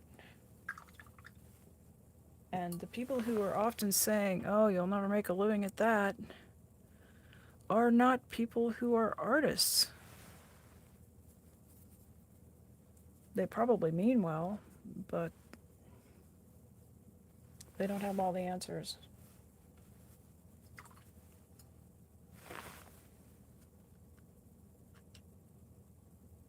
So it's kind of a non-answer to your question. In college, I studied fine art for a couple of years and photography, printmaking, drawing, uh, a little bit of ceramics, lots of printmaking, lots of photography.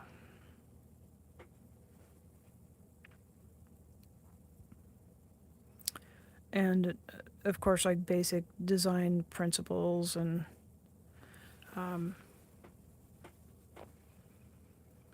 the other area that I concentrated on was fiber arts, a lot of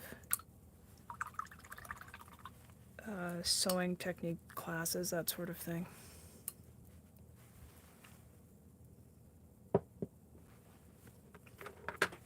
Okay, I am going to go with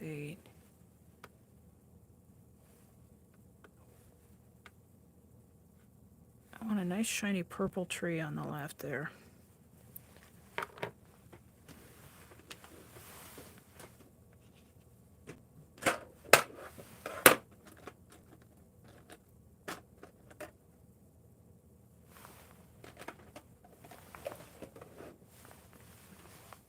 Got a new tube of thioviolet today, so I'll use a little bit of that. Ooh, it just watered right out of the tube.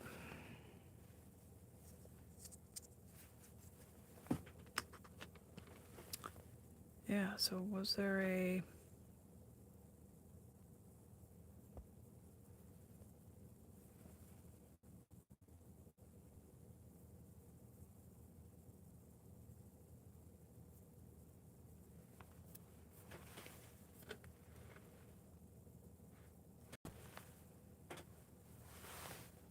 Yeah, the blue's fun.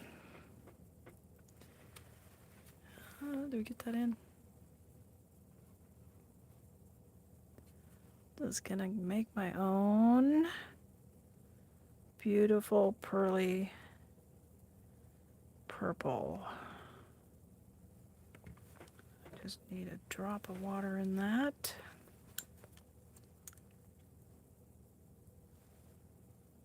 Maybe half a drop.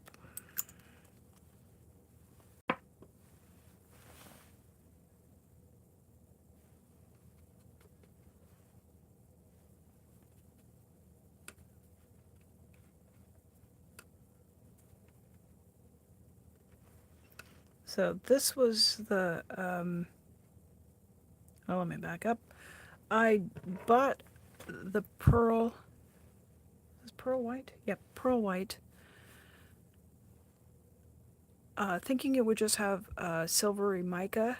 It actually has an iridescent glitter in it, but the reason I bought the white was I knew that I could mix it with any color and make my own pearlescent or metallic paint, just adding a touch of whatever color to that white.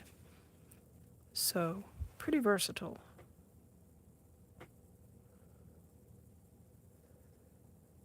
Ooh, this is messy.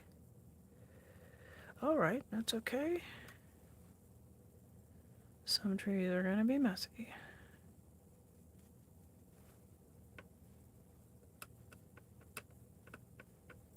So you can tell that there's a lot of water in that Marie's watercolor. It says Masters on one side and then Marie's on the other. And it's a silvery tube and it's got a label that's stuck to it. I'm guessing the company probably manufactures for a lot of different brand names. It seems to dry nicely. It's got a decent finish to it, but it's pretty dilute.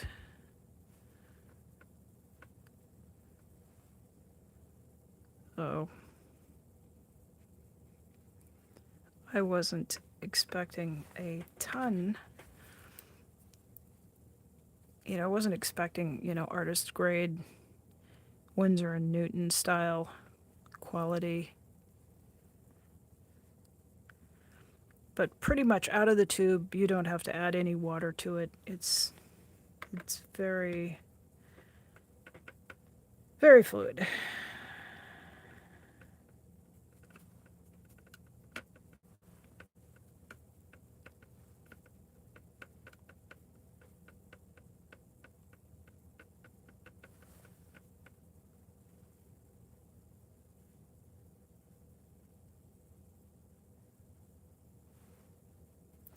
We're still having a lot of fun with it though. I'm not criticizing it so much as just describing it.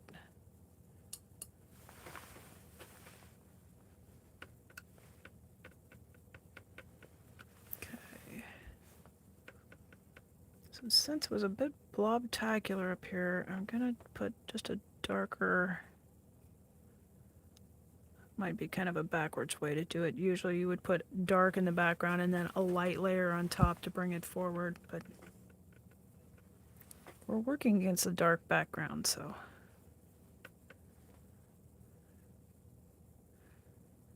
And then if you ever make cards and then you start to feel a little bit self-conscious about the card, just stop by the card shop and look at the schlocky stuff that gets sold, and you will regain your confidence.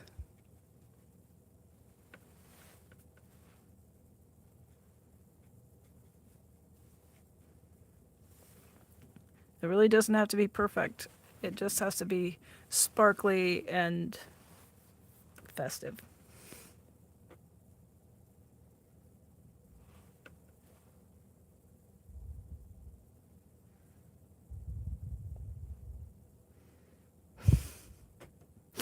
I think I'm making it even blobbier. I'm having fun though. That's the that's the that's the objective.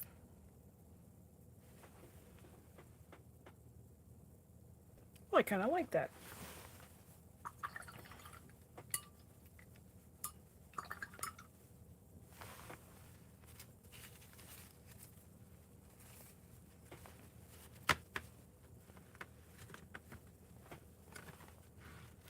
Shiny is always fun.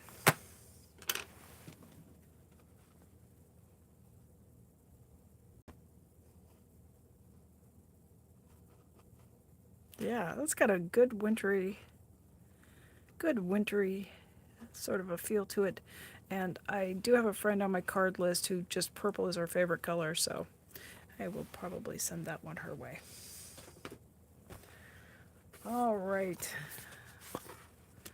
Let's finish out with a pebble drawing.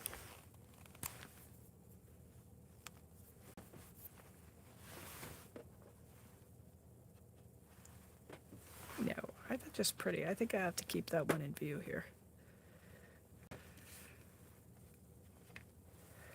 Get all this other junk out of this, out of the view.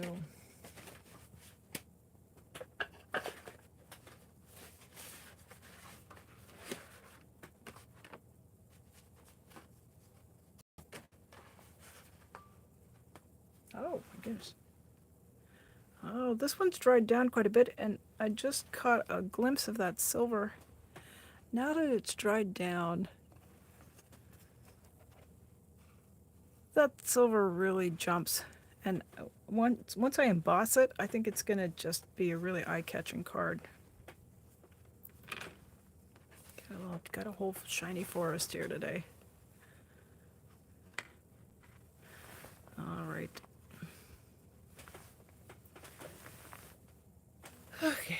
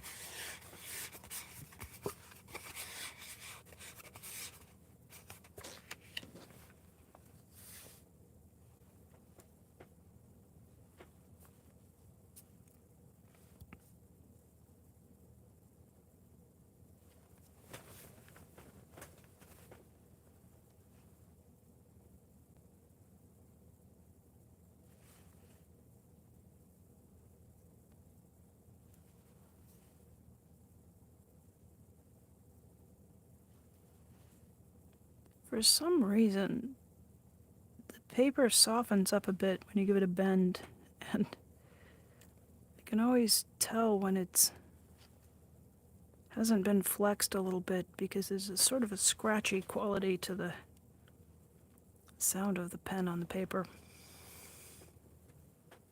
So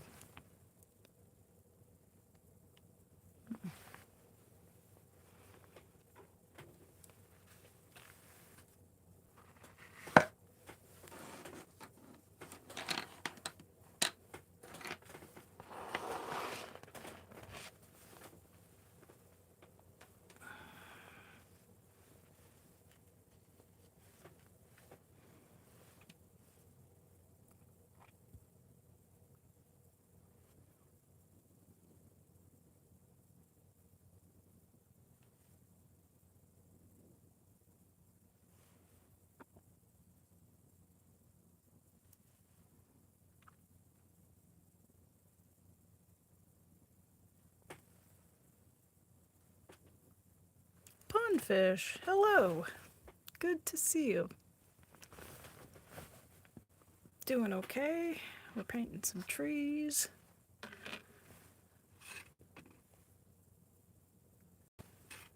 Just using a little bit of pearlescent or metallic paint, and we're working on some pebble drawings. How are you?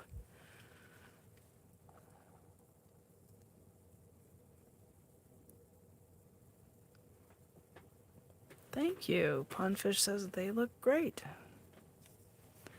Well, they're fun to do, so it's good all around.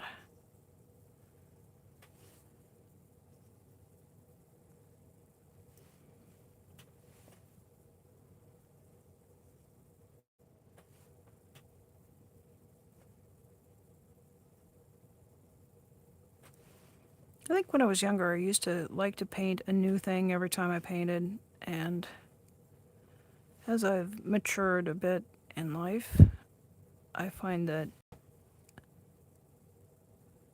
there's a satisfaction in doing something enough times to get a little bit of skill at doing it.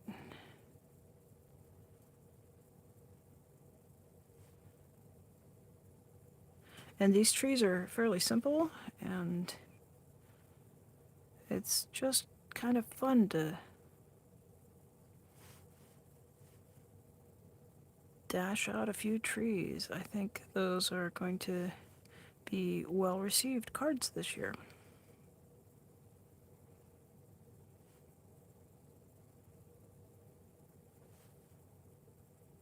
And not everybody has to,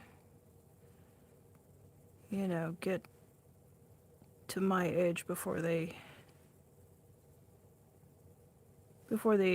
find satisfaction in practicing something. But I know I've dealt with ADD all my life, as everybody with ADD deals with it. They're all of their life. And I know when I was younger, I was very prone to getting bored or tired of doing something or disinterested in it. It was a little bit difficult to stick with something. And I've gotten better at being able to stick with projects and to finish projects.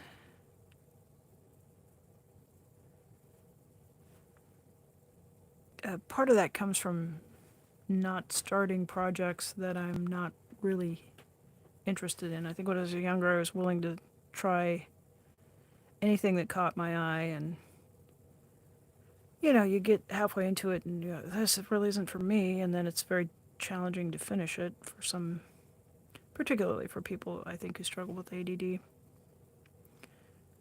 And now I'm a little bit more choosy about what I do. I tend not to do things that my experience tells me I won't really enjoy, or that will end up with a product that I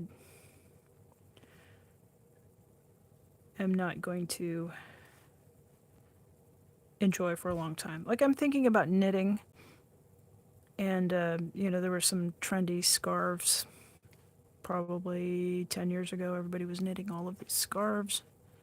And I knit a few of them, and then I kind of learned to look at the pattern and realize that I'm not a person who really likes a big, fuzzy, bulky scarf getting loose hairs up my nose. And so I stopped knitting them, stopped starting them, and then, if you don't start them, you never end up with a half-finished project. Yeah.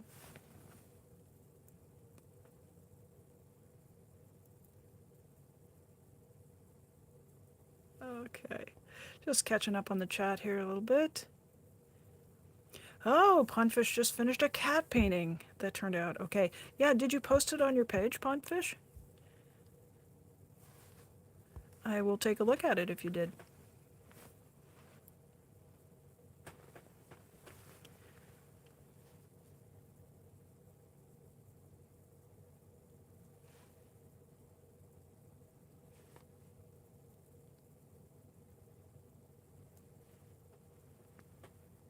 Alrighty.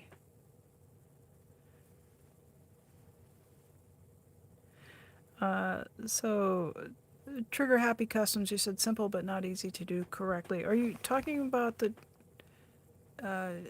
trees specifically, or just? Oh, okay.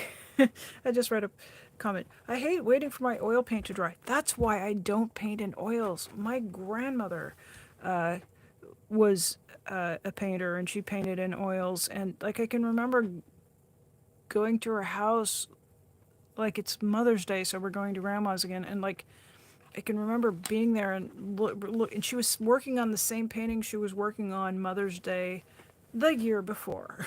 And she was a very slow person in most everything she did. Was very, very slow. But then also, like, it just seemed like the paint just would never dry. And, it's because she was just putting stuff on in these glaze layers that, 9,000 layers to get an effect. And I can remember at some point she tried acrylic paints, and I can still hear her complaining about, oh, they dry before you can get anything done with them. I don't know. I know today we have mediums for oil paints that get it to dry faster, and I'm sure if I got into it, I would probably enjoy it, because one of the things that I do when I'm watercolor painting is I overwork the daylights out of it. I like coming in and fidgeting around with it, re-wetting it, and doing things that are, strictly speaking, very bad habits in traditional watercolor painting. And they're actually maybe more the techniques of oil painting.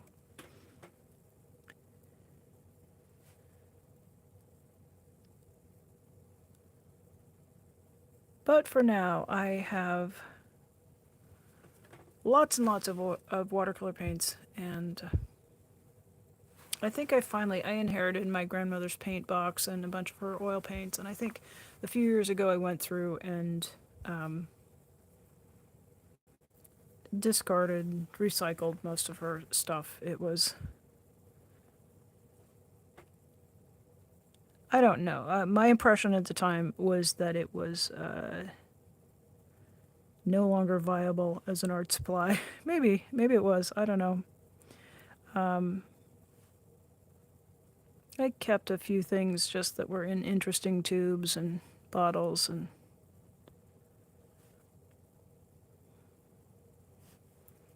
and she was like an old school painter, so turpentine and all of the media that just smelled horrible. I used to do a lot of screen printing and working with solvents, and I don't work with solvents anymore. They can have a tremendously bad impact on your health.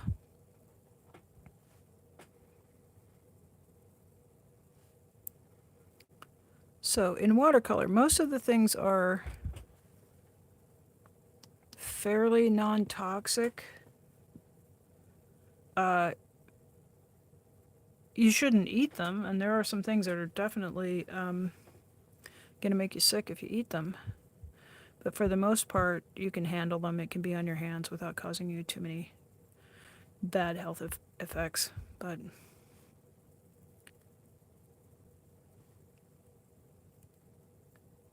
I think I have spent what time I could. Yeah.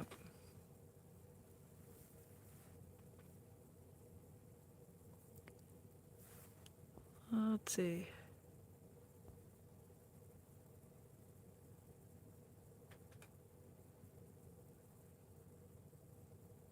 You're using lamp oil. Like the kind you fill an oil burning lamp with? Like mineral oil?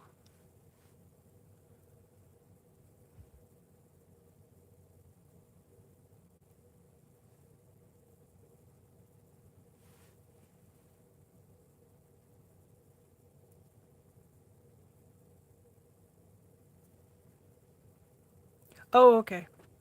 Oh, you paint cars for the. Well, alright, you know solvents. Um,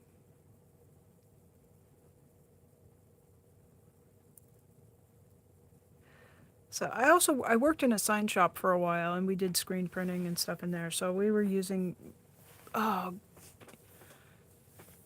some paint thinner, lacquer thinner by the gallon, and benzene.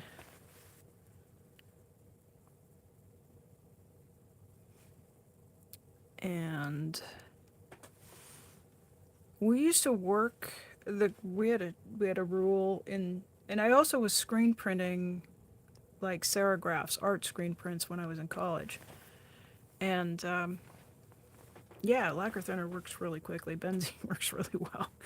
Uh, we back in those days, I mean, we weren't wearing respirators. We weren't gloved up. Um, if I happened to think about it, I might put on some liquid glove, which was silicone. And we had this sort of informal rule in the screen printing lab. I was in there working one night, and I ducked out to go to the restroom, and I came back, and one of the senior screen printers went, "You're violating the 15-minute rule." And I said, "Huh?" And he said, "Yeah, if you have to go pee more than 50 once every 15 minutes, your kidneys are working overtime because you're just taking in too many solvents through your skin, and you need to call it a night." So um, that was a really unsafe way to work. And this was back in the early 80s, where we definitely should have known better than then. And there probably were regulations, but like this was pre-material safety data sheet, MSDS. And so after that, I mean, just like we would just kind of keep driving through until our bodies got really saturated with solvents, and then we would, come back the next day and do it all over again. I know. I mean, you got 50 prints in the edition. You want to pull the whole edition before you finish with your screen, finish for the night. So I am not the first artist in history to have some sort of toxic effect from the materials I was using.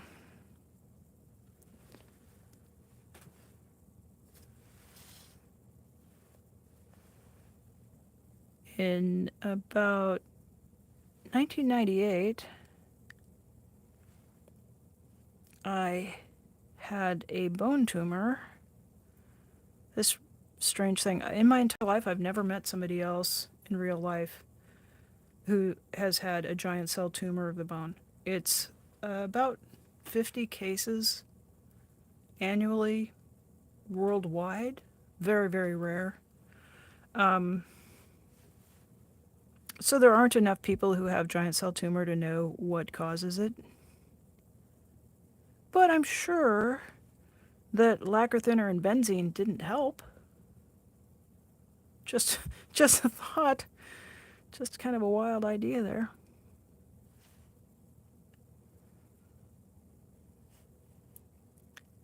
So, if you're working with solvents, I'm just going to recommend you glove up or put on a mask or certainly at least put on barrier cream. Anyway, I laugh because it was 26 years ago and hasn't come back. So anything we live to tell the tale about, we're going to, I'm going to laugh about it. I don't know that everybody has to laugh about their health tragedies, but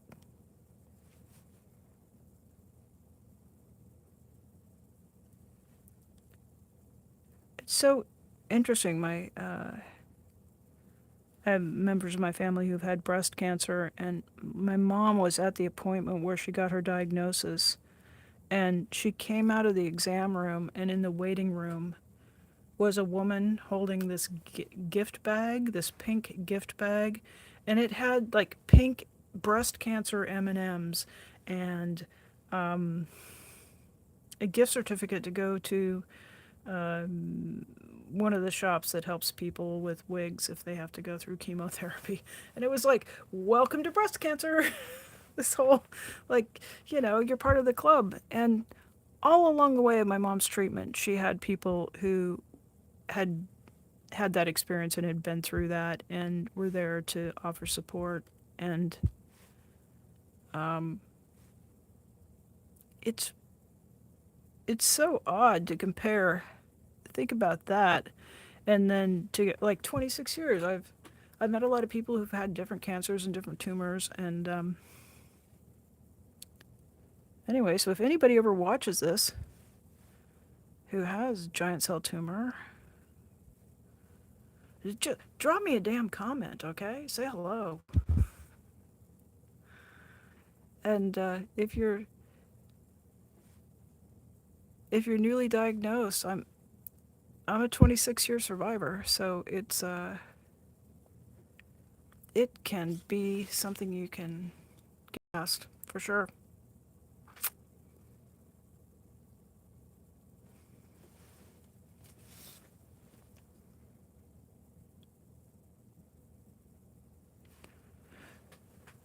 So now I'm curious about, so you're painting cars like so your name is like Customs.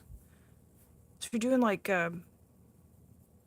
classic cars, vintage cars, hot rods, muscle cars. What are you painting? Anything that comes in the door?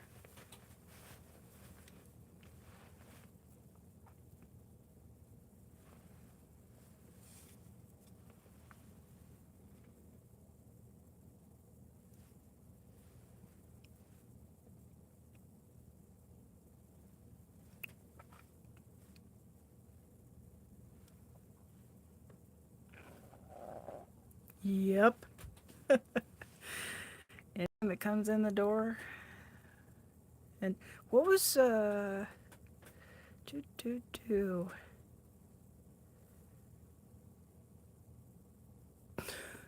I'm sifting through the mainly classics.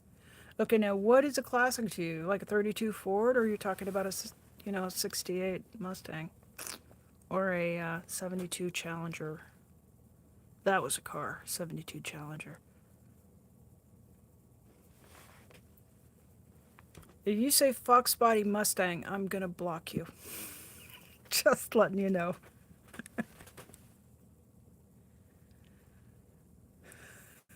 I'm kidding, I wouldn't block you. But really, Fox Bodies, really? Just me.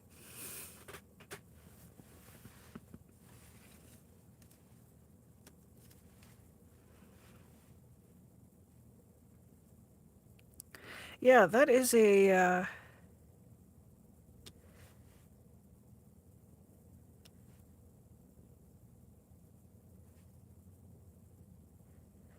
that is physically like it's pretty hard work, all of that.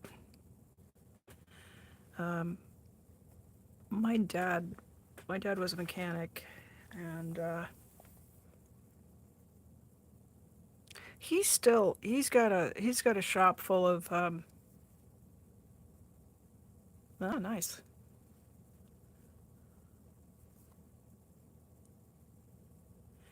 Chevy, like like Chevelle. My dad a few years ago, he fell in love with the GMC motorhomes.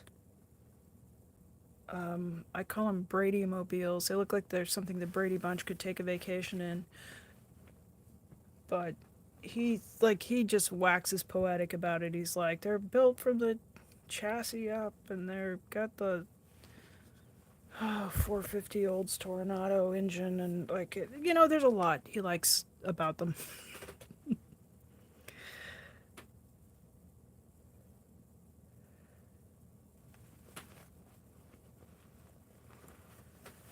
Uh, we got out from under a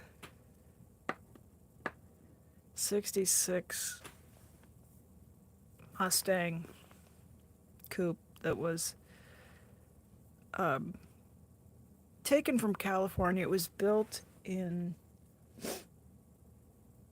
Oakland, right?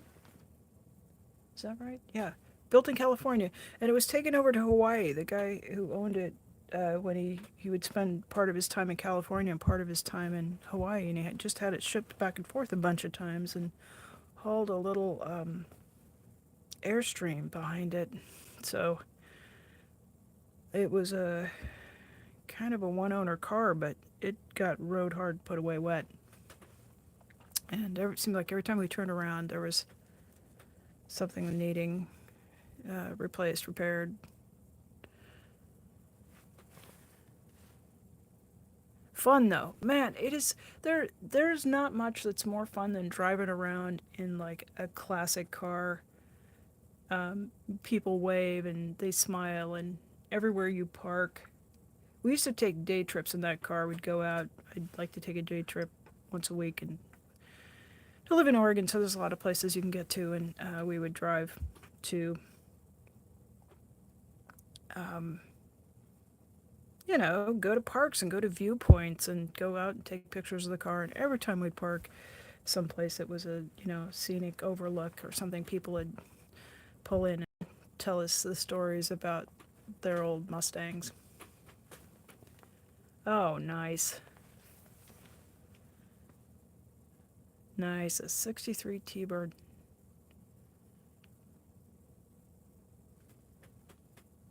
I'm checking my brain. I'll have to look and see what that one looks like. I know what the later I know what the later 60s and on T-Birds look like, and I know what the 50s ones look like, but I'm not sure I know offhand what the 63, because they didn't have the little window in the back in the early 60s, right? They kind of phased that out, and then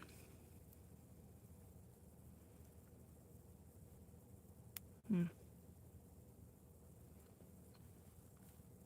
But my dad is sitting on a 1948 Willys Overland Jeepster convertible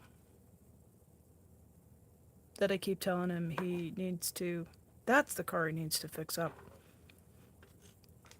But he completely redid. It didn't need much mechanical work, but he redid a '61 Cadillac Coupe de Ville, and it was two-tone black and white. And they, instead of doing white, they did pearl coat on it, and then redid the interior with black and white leather. Oh my goodness, that thing was a beauty.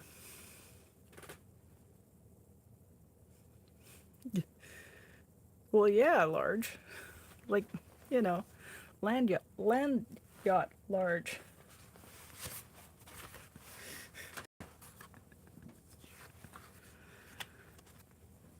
So, but that classic Cadillac, man, was that a sweet ride. But he was one of those guys, once he gets the thing fully restored, he gets tentative, but didn't like to drive it. So I'm a drive it kind of person. My partner had he bought a 1981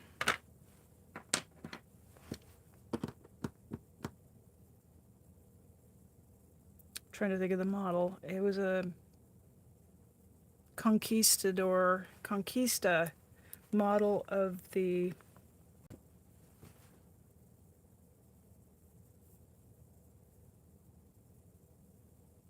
oh damn, my brain just went completely blank of the mullet truck. What the hell are those things called? I can think of the Ford Ranchero, but I can't think what the Chevy version is.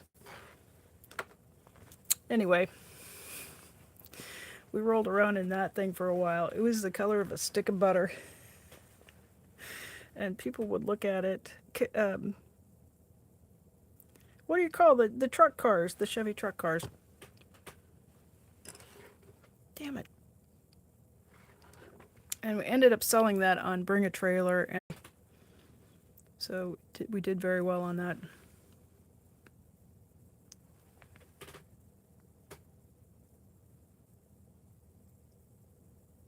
An El Camino, exactly. It was an El Camino Conquista edition, so it had a little bit of a fancy interior, and yeah, it was like butter colored. And we must have looked at 6 different ones, and then we found this one, and the fella had bought it. It had been garaged, and this gentleman bought it. He was gonna fix it up, so it really had like 2 owners. And 6 days after he bought the car, he passed away. And his son-in-law had it, and he said, I do not know what to do with an El Camino. And like the kid was driving a big diesel truck, and that was his work truck, and he's like, it's not my style, I don't. Anyway, so we got it for a song, and we looked at a couple of them that had a lot of engine work done, and things that were better runners. But this one was really pristine. It had just kind of been maintained, but it hadn't had any major, like nobody had put a lift kit on it or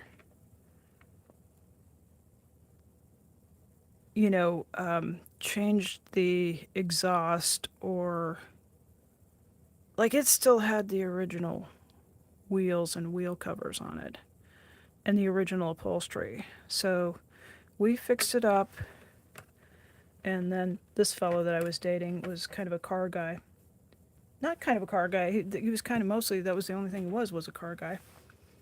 And he would just get antsy to drive a new car pretty much every 9 to 12 months. He'd just get sick of the car. I don't know if he got sick of it, but he would just get anxious to drive something else. And so I think we paid, I want to say, like little under $8,000. And when he was done with it, and he wanted to buy this one that was kind of root beer colored and had been repainted, and then there was this Conquista edition one. And I said, you know what, that one is minty. No one's messed around with it. Buy that one. And he, for once, took my advice, and then we auctioned that thing off on Bring a Trailer, and it went for $21,000. So he kind of gave me a little bit of crap every time he was like, "Oh, we gotta fix the El Camino again." And like, I could have bought that other one, and I was, And then sale time came, and he was like, "Oh, I guess I bought a nice car, didn't I?" Yeah, pal.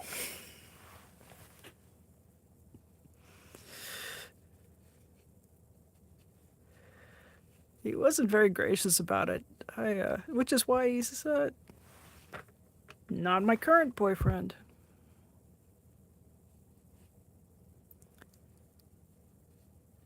But when we drove around in that, we didn't get a lot of like the classic car, like you'll just get kids coming up and stuff, like the '66 red Mustang. Everybody'd come up to it. But Chevy guys had come up and talk about El Caminos and the El Caminos that they had driven, and which I always thought was a pretty.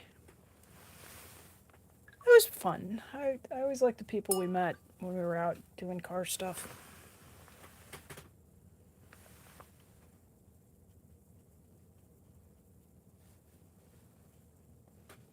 I like the late '60s, early '70s El Caminos a lot. That like the SS, that body style, and to me, like in '81, doesn't. Uh, it's old enough to be a classic car, but to me, it's not as cool as the late '60s ones. Um, yeah, I kind of come at it from like the aesthetic of what the body style is, and he was a person who was coming at it more from the engine, the mechanics of it, and he had a fondness for that era. And they still had a pretty cool body style.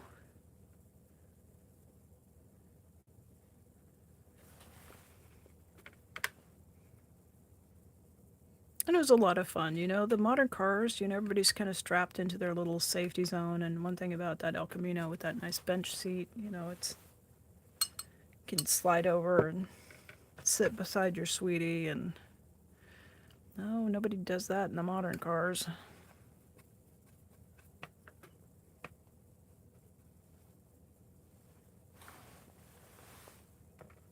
Well, I don't think they. Maybe they do. Do trucks? Can you even still buy a truck with a bench seat? I don't even know.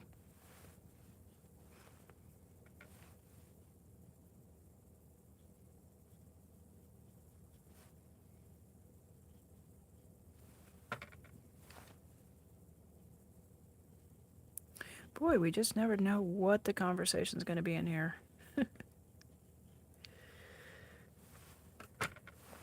So much in life to appreciate, and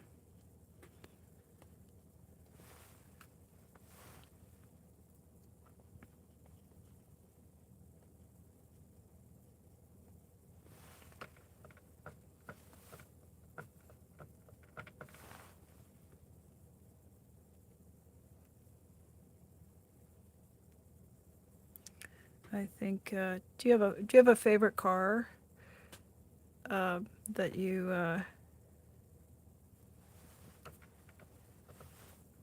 had somewhere along the line?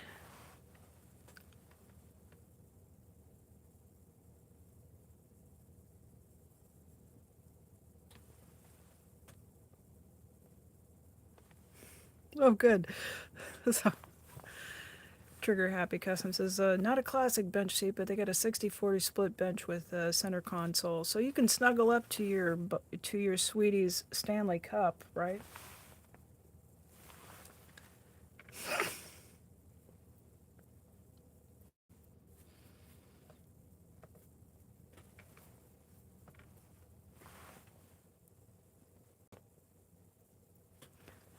More water.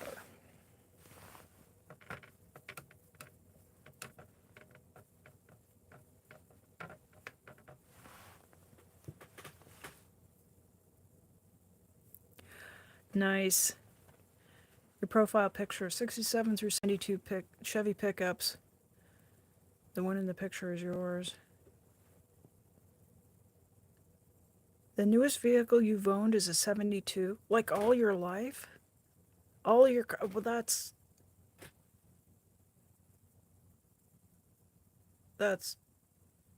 really awesome.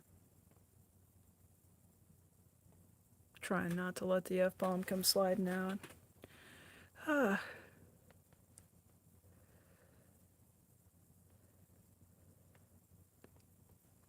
I had a Volkswagen GTI made in Canada, one of the early ones. Might have been an 81. Looked like a rabbit. Exterior. Drove like um yeah, it had lowered suspension and it just handled like a dream. And some dumbass 25-year-old kid in a white pickup, base model pickup, ran a stop sign and totaled it. Or I'd still be trying to keep that thing alive. And before that, I had I think my second car was a Volkswagen Rabbit. Still a lot of fun to drive those. I know it's not domestic. Don't hate me. My dad was a Volkswagen mechanic, so a lot of people in my family were driving Volkswagens back in those days.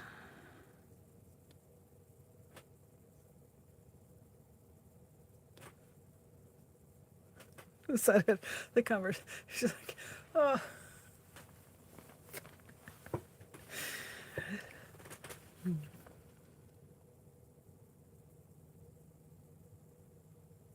Yeah, the vehicle I drive right now is a 2001, and this started sometime. I had a Subaru that I bought it from my best friend's mom and dad. They had bought it, driven it for a few years, sent their son to college in it. It came back. They drove it for a while, then they sold it to a friend whose daughter took it to college, and then she came back and she sold it back to him.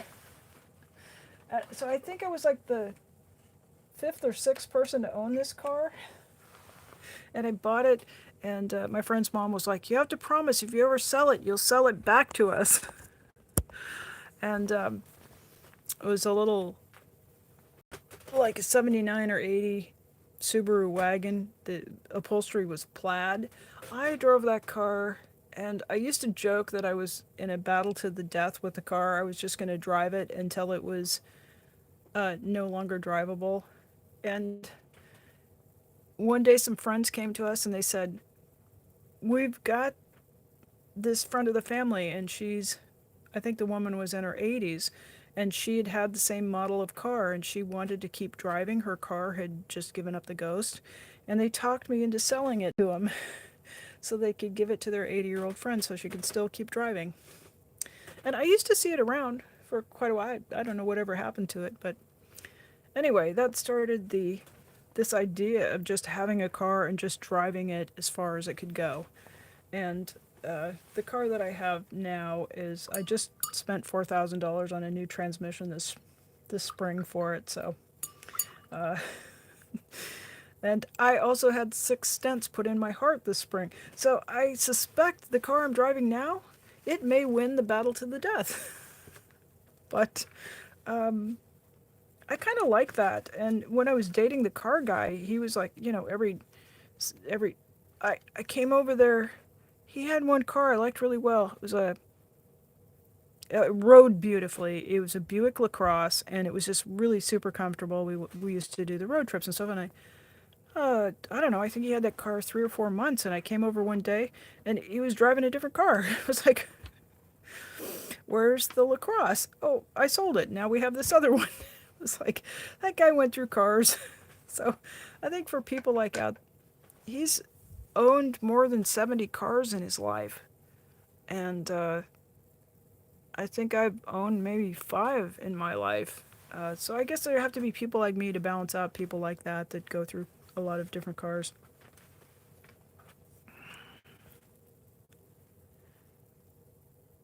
Yep. No Face, howdy.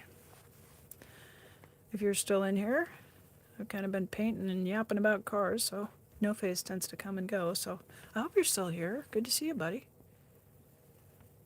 Yeah. Nice. Nice.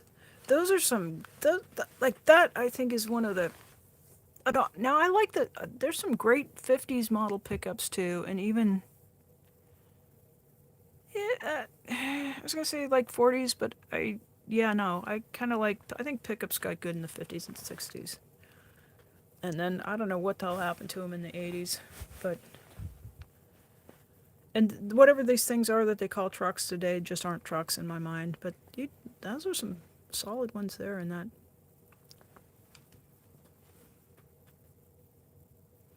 Yeah, I always swore I would never drive a Honda because you would see people, you see somebody doing some jackass move, and I would just say, "Oh, it's got to be a Honda," and that is what I'm driving now, and I'm probably the jerk because they do go down the road.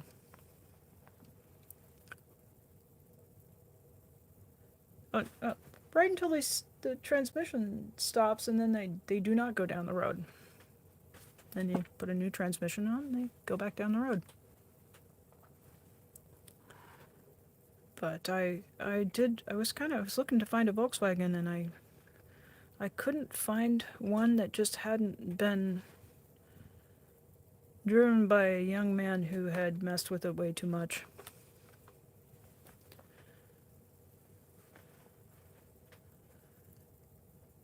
Well, shall we do a bit of a... I think this one's coming along. This is that new... I know Maya has stepped out, and we were talking about paint colors. This was one of the new ones that I picked up, a color called Verona Green Earth. I just got a lovely kind of a blue-green cast, and it has these particles that settle into the paper. So I'm enjoying that a lot. Ah, she's here. Yeah, what do you think of that green? Nice, huh? I like it. Trees, I think we got through quite a few. Our basic pearl.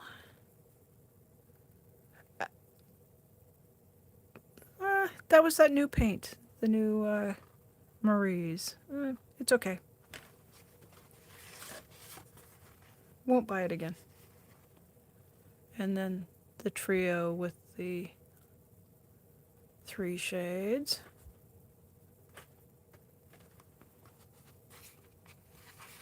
And what else did we do? We did a little square.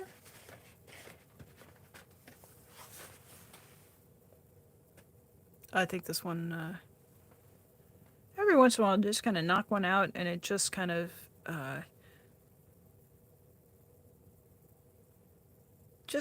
looks pretty good. I'm pretty happy with that one.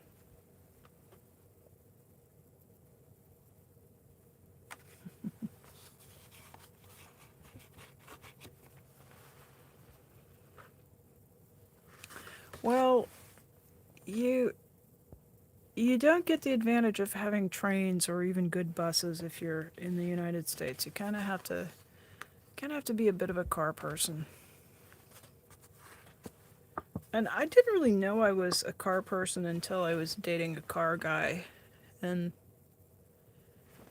I've just picked up a lot of car stuff. And my first husband was an auto mechanic too, so I guess some of that car stuff will rub off on you if you're not careful. Yeah, here's our little experiment with those new greens.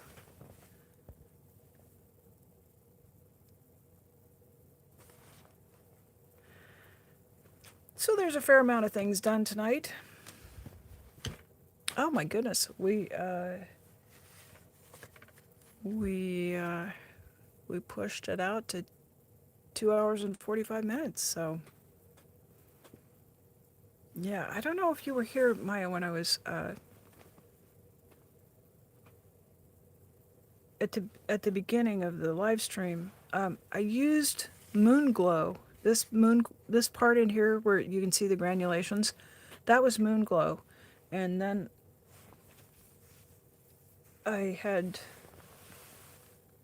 a look at the pigments And Moon Glow is Viridian, Ultramarine, and a red. I think some sort of a quinacridone red. So I got into my paints and I mixed up a purple to see if I could come close to that Moon Glow purple. I think I got the color, I got the tone of it pretty well, but it doesn't the purple I mixed doesn't granulate at all. So I just kind of wanted to compare the quality of the Daniel Smith watercolor with just, what's in the paint box. And there's some beautiful colors and some nice effects, but there is really something very special about that Daniel Smith version. I don't know if all Viridian is granulating. I know that I've got a couple of different companies. The Koi Viridian I have is probably Viridian Hue because it doesn't granulate. And then I've got some beach paint and it does granulate. So, and ultramarine, of course, is granulating pigment, so that's probably part of what gets us that effect. And then if I can, we'll look at this thing one last time. I don't think I've recognized this as a single pigment red that we can get. Anthraquinoid red. Anthraquinoid? Doesn't ring a bell, but that Viridian, Ultramarine, and Anthraquinoid red are the magic ingredients to Moon Glow, so I'm still trying to wrap my brain around how Viridian green gets us to purple, but that's the magic of it. Just take a quick look here at the chat.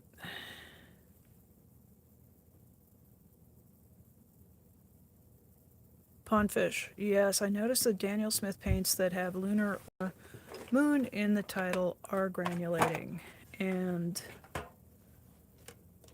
that I'm not going to argue with you. I think that may be the case. I did also spring for lunar black.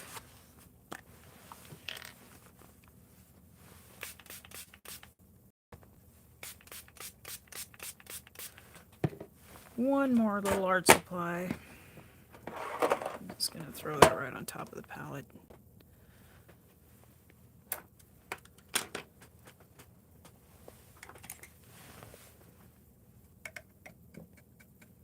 Because of course, like every artist, I've accumulated 8 tubes of black paint. But I couldn't resist getting some lunar black. And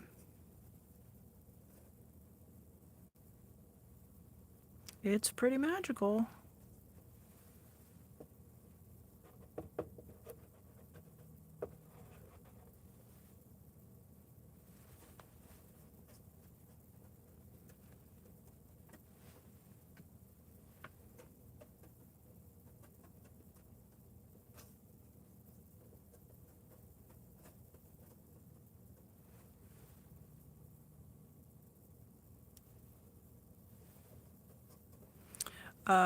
I ordered a set of 5 sticks of the granulating colors, so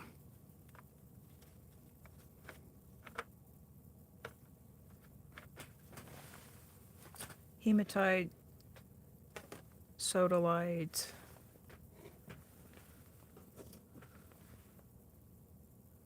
serpentine. Oh, let's put let's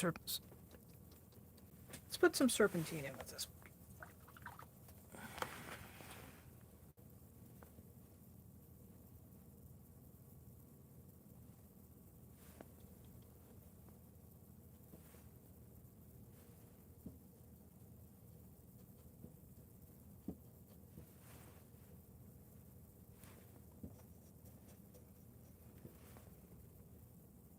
I expect granulating would be everything you would not want automotive body paint to do.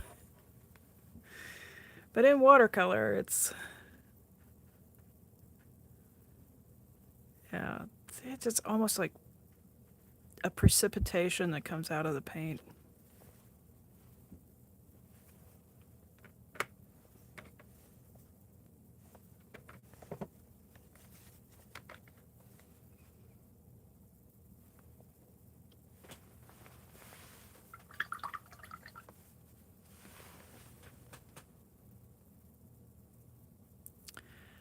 And this last one is Soda Light,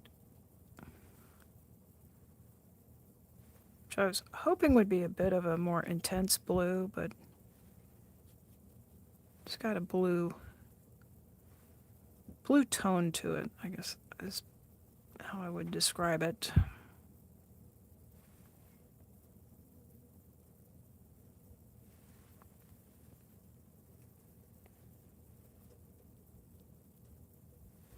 Hi, Sophia. Hello, hello.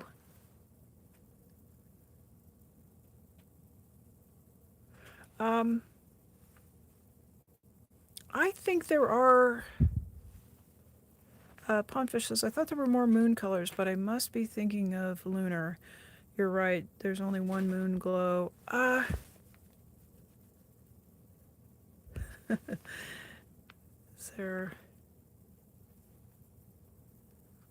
Is there such a thing as too much black? Well, when it comes to watercolor paint, probably. When it comes to my wardrobe, hell no.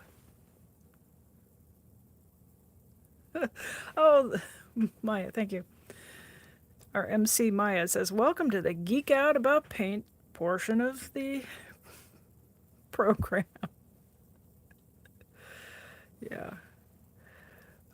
There's a sort of a brown precipitate that comes out of that serpentine, and it's really cool.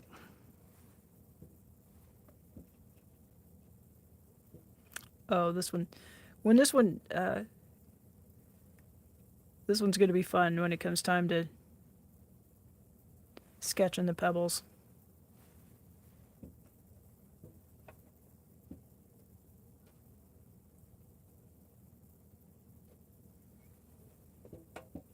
One of these days, I'm going to have to set myself down and actually just pick a photo and make a painting. And when I do, I'll tell you, I will know so much about what these paints do just from this kind of exploration.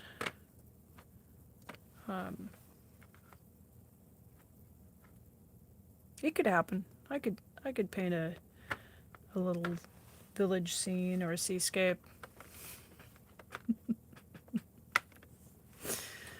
Alrighty.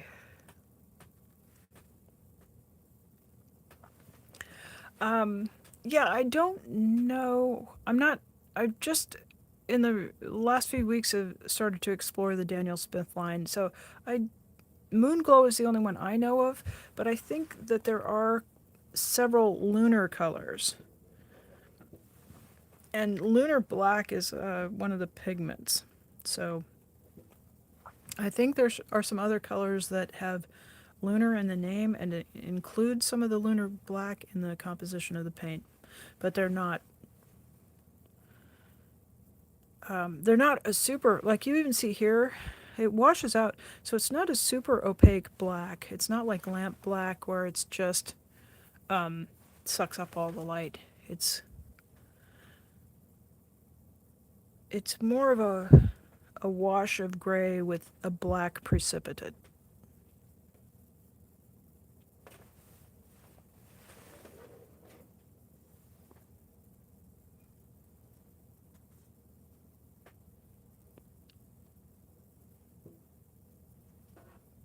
Yeah. Okay.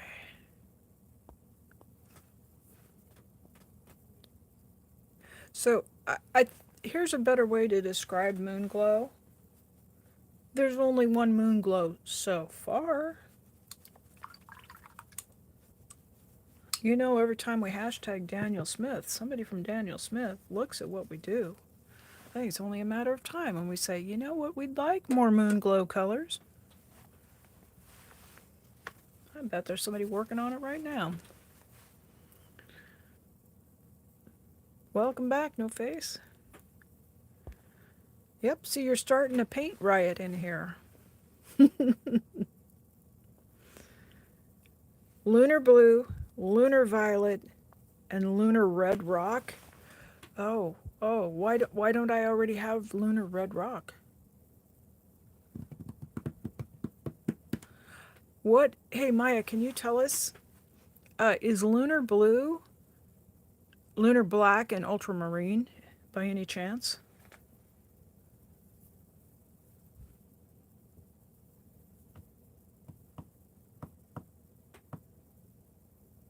And, you know, I would certainly welcome lunar violet into the paint box as well.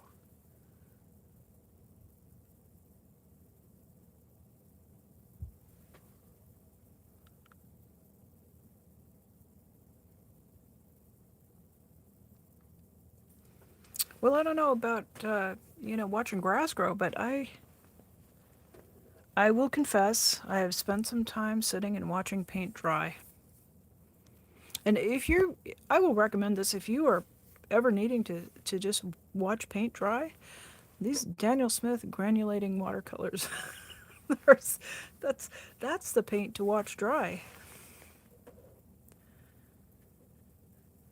It just does all kinds of things.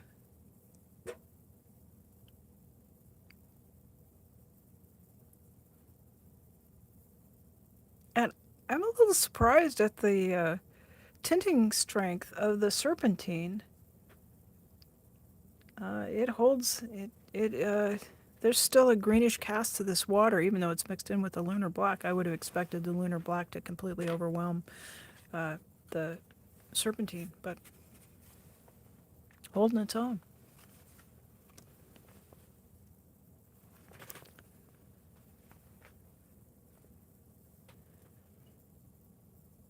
Oh, Sophia, I was thinking about you today, and we had been talking about mixing a brick color, and it wasn't what I mixed. What I mixed was I put a little of the moon glow on here, and then I mixed some other colors to see how close I could get to the moon glow purple, and I got to the hue, I got to the color of it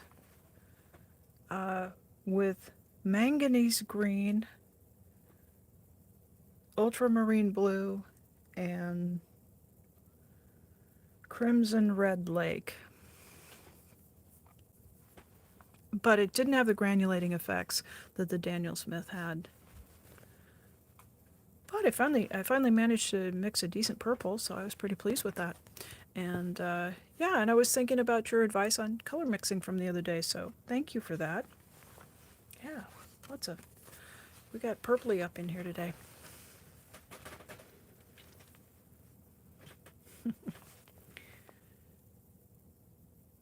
Phthalo blue and lunar black. Is phthalo blue granulating?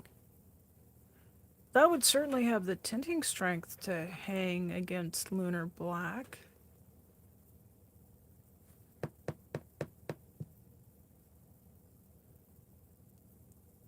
You know, my brain is going, I have Windsor blue red shade and I have lunar black.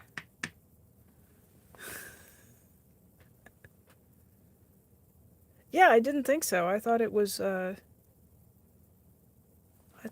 of smooth.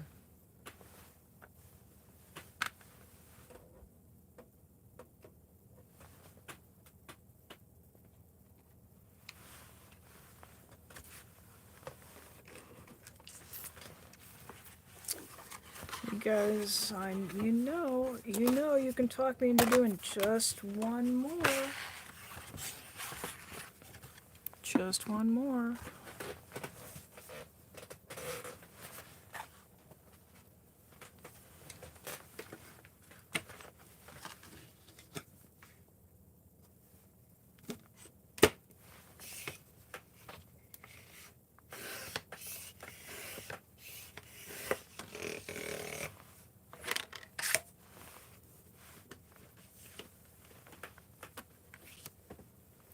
Oh, heck, we've gone 3 hours. Why not do just one more?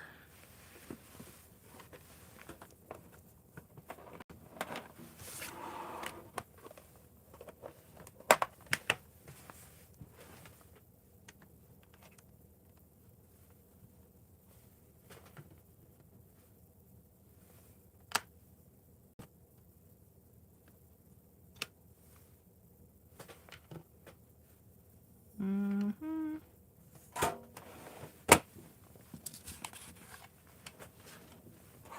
Because now my brain will just ponder on this until I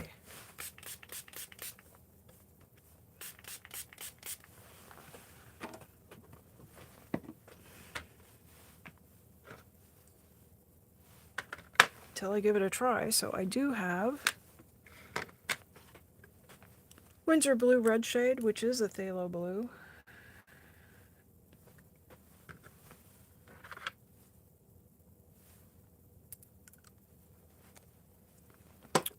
Which color is first on the list? Lunar Black or phthalo blue? Probably the blue.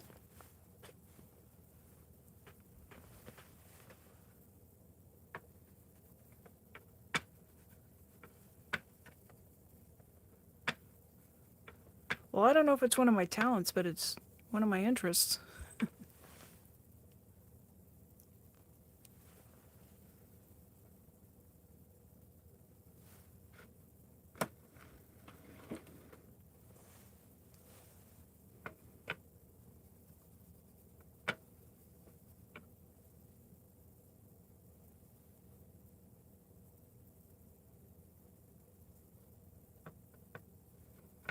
That's a good wash brush and not such a good mixing brush.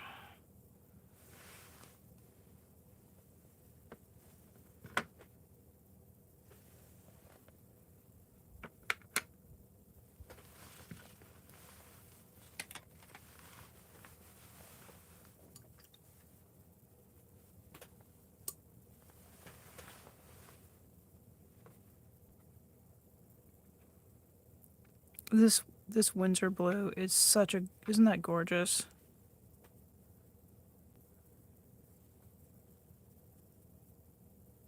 Brand new palette, just got it today. Just put phthalo blue right in the middle of it.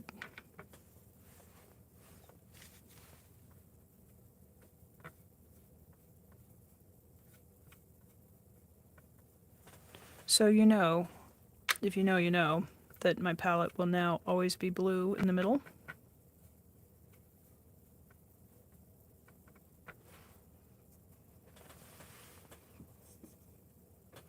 I'm gonna guess it's got much more black in it.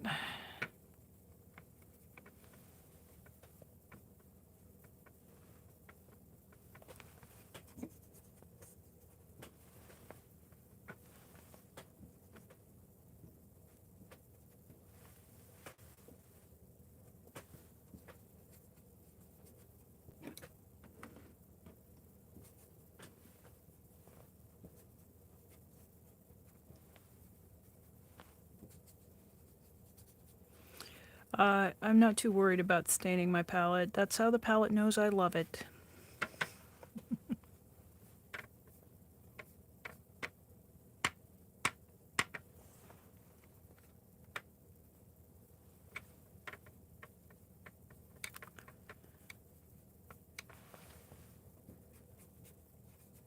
So we get the staining effect from that phthalo blue, and we get that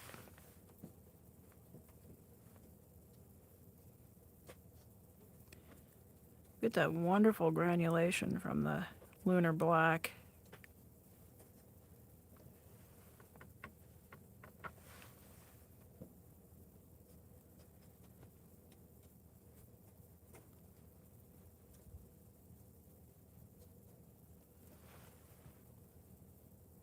Yeah, I think the mix there is go quite heavy on the Lunar Black.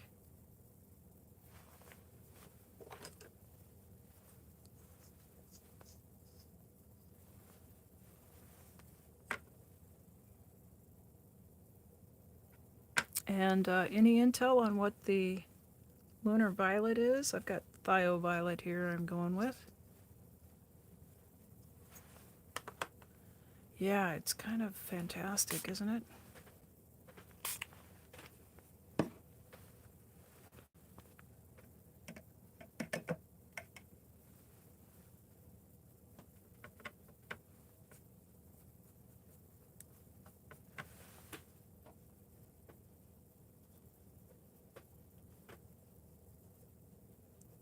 Oh man.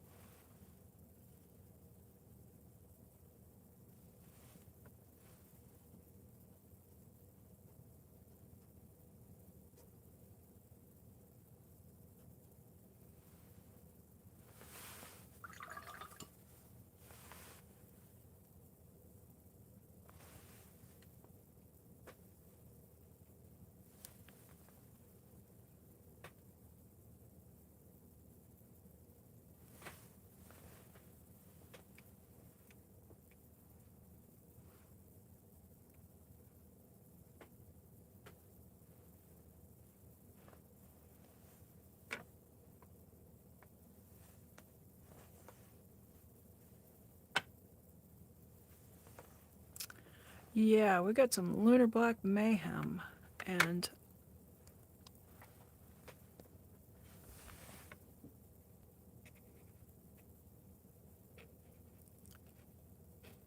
it's fantastically fun.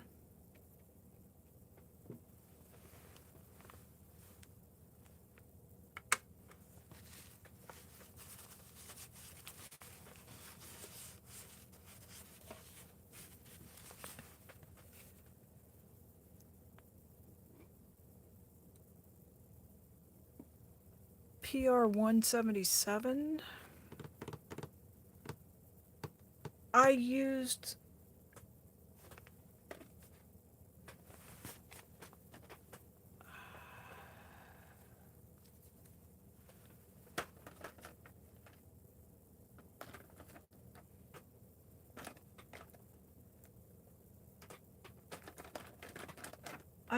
a Crimson Lake because I didn't have a quinacridone red.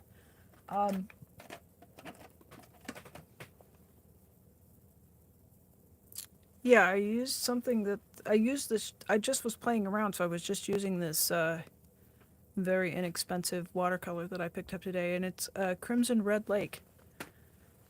It's a bit of a pinky red, and it came very, very close.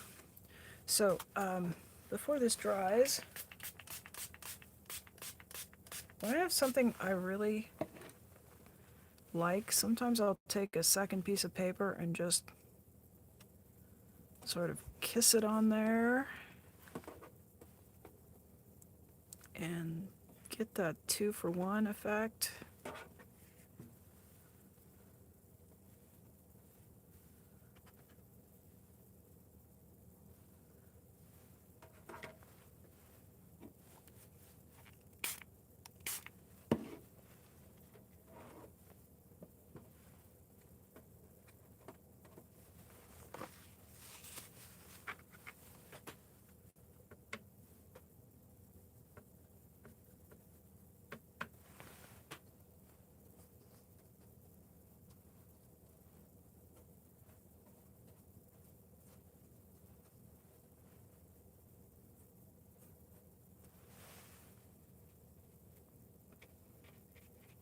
Kind of a big black spot in the middle of that.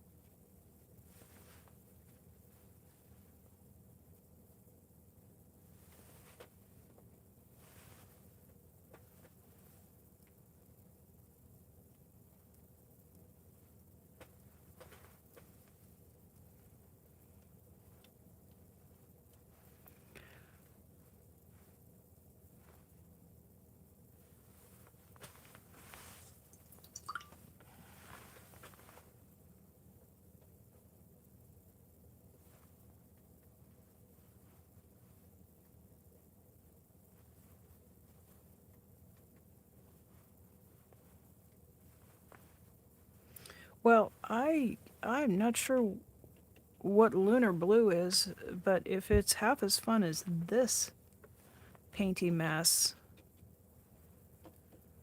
then it's probably pretty awesome.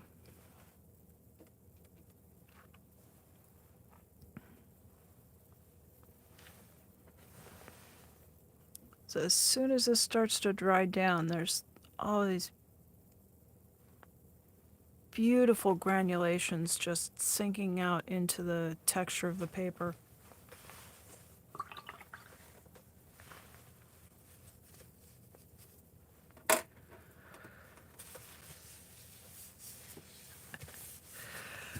Alrighty.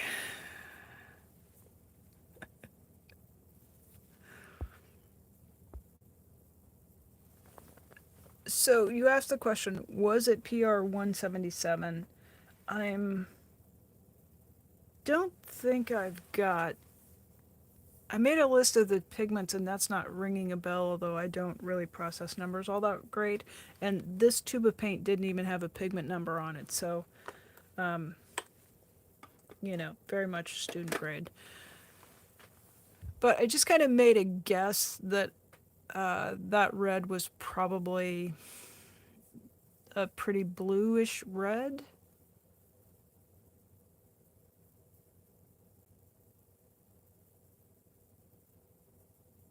Or thinking like that it was leaning more towards a magenta more than a maroon, right? So like a high red that's more pink when you dilute it to get to that moon glow color. I could be wrong. I don't know. I'd have to look at a color chart and really see what it was, but that was kind of my WAG wild guess for what it was. And so the next question is, have I tried using Potter's Pink? That would keep us here another 45 minutes, so I haven't tried it, but that Potter's Pink I have is a little bit of an oddball. I did a where is it? I did another color chart with everything. And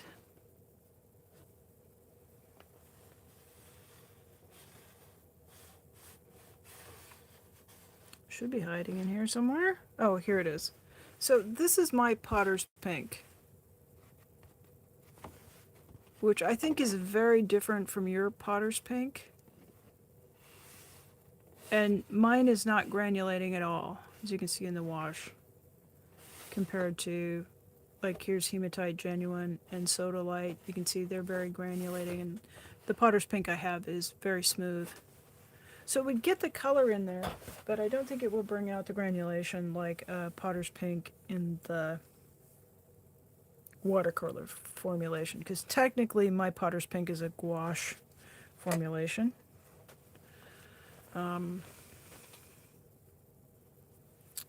So Maya says that she got super close with Ultramarine, Potter's Pink, and Viridian. Okay, yeah. To me, the thing that blew my mind in there was Viridian. But it's very blue. Viridian is, I can talk about it or I can illustrate it. Viridian is, this is Viridian. So there's a cobalt blue. Here's an ultramarine. And then kind of a medium green. When you see this medium green with a Viridian, you can see how blue that reads. So it's a green, but it's almost a blue. And, classically we think about blue and red mixing together to make purple. So if we have a very blue leaning red plus a very blue leaning green, yeah, I guess that logically gets us to purple. But in my brain, when I think about green, it to me seems like it's a very yellow. I mean, when I think of greens, my greens are kind of these guys, which are very yellow greens. And yellow, if you mix that with purple, you're going to end up with brown. So that's why my color calculator in my head goes Viridian. It's gonna get us to brown, but it really doesn't. It makes this kind of lovely luminous purple. So this looked like it looked very dark, but you see as it's drying down, we're getting that beautiful purple, that violet from the thioviolet. And then let's revisit this guy. So this looked like a very dark, kind of a muddy mess.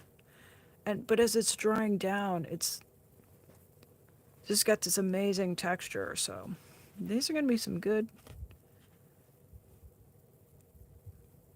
flecked pebbles on this drawing. And then, the other thing is if you do get something too dark and you think it's my black lines are not going to show, or it's not quite workable, you can re-wet it and lift some of that paint back out. So nothing's really a lost cause when it comes to the watercolor blanks if you're going to be using for the pebble drawings.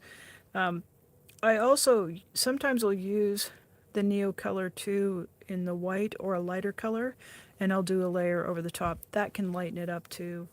It lays down a little bit of pigment. So I'm looking at these and I'm kind of excited to look at this color. Is almost an indigo here where that blue and the purple or blue and violet are mixing together. Those are going to be fun to work with.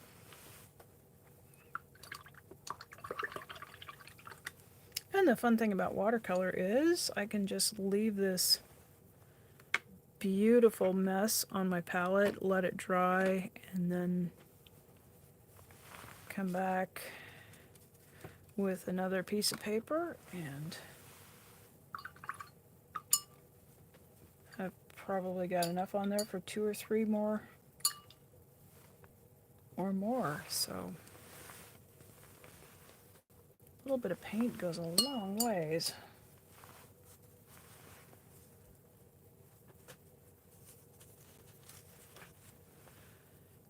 Hello, Nico. Welcome in.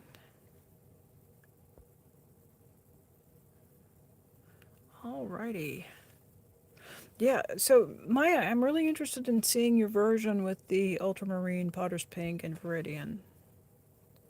So Sophia says she mixed a neutral glow in the dark paint and black for your moons before. Okay.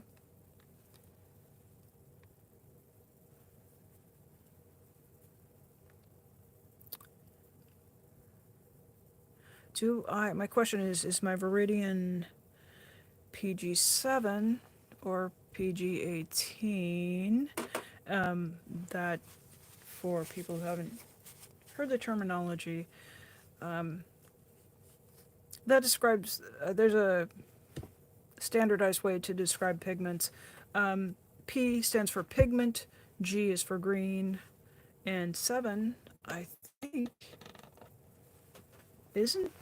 is it PG6 that's phthalo green or PG7 that's phthalo green? Because,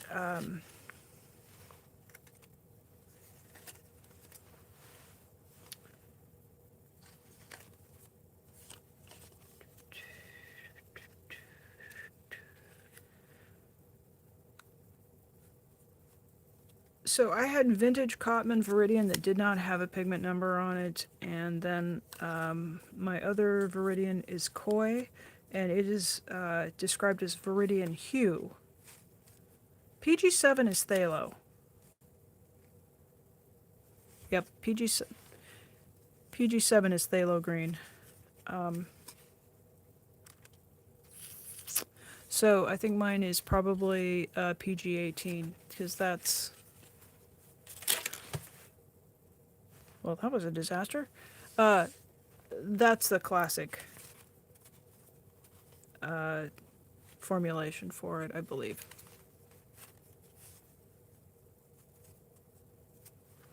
Yeah, to my eye, Viridian and Phthalo Green are very different. Yeah.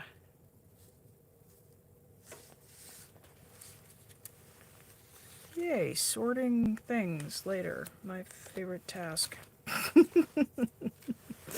I knew that binder ring, I knew it was a little bit loose, and I was looking at it earlier today going, I should put a piece of tape over that so it doesn't come apart.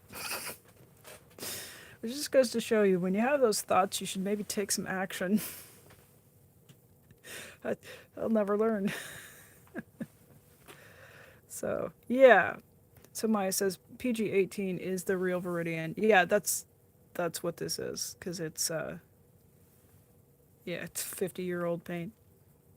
Back when we were just like, sure, make it out of, uh, you know, manganese and cobalt and heavy metals and lead. Because it's pretty. All right, you guys. It's been a lot of fun painting and playing and experimenting and making some trees and painting a couple of pebble paintings. But I think it is. I think it's time to wrap this bad boy up. And I want to thank everybody for coming in and for playing with the art supplies with me. It's always just always a lot of fun. It really fuels my creativity. And I know the days when I come back to the workbench after I've done a live stream, there's just so much inspiration, and it just revitalizes what I'm doing here. So I appreciate you very much, and I hope you know that I do appreciate you and find you inspiring. And I hope that our time together is inspiring for all of you artists out there as well. Thank you, Pondfish. Pondfish says, have a good day. I hope you have a wonderful day where you are too. And Maya, thank you as always for moderating and helping us out. Nance Drew, well, hello.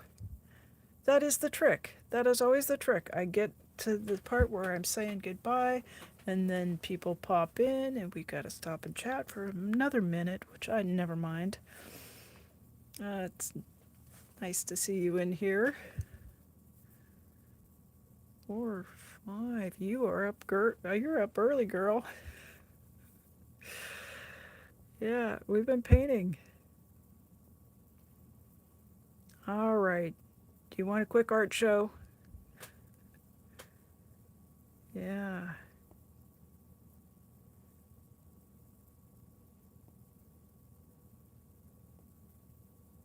What do we have here? What do we have? Make sure I didn't miss anybody. My goodness, we did have a lively chat this evening. Quick art show. We've been playing around with some granulating paints, and we've been trying to work out a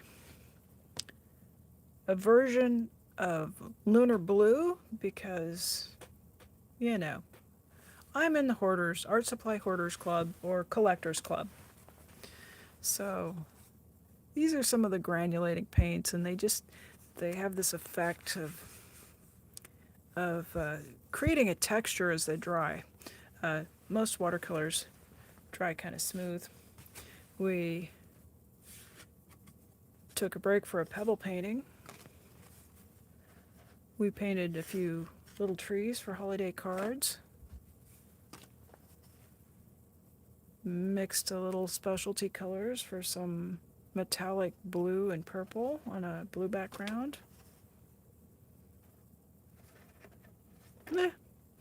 It's pretty. I like the tree design, but I think I'm just a little bored with the silver. So we got the metallic paints out, and we went to town there.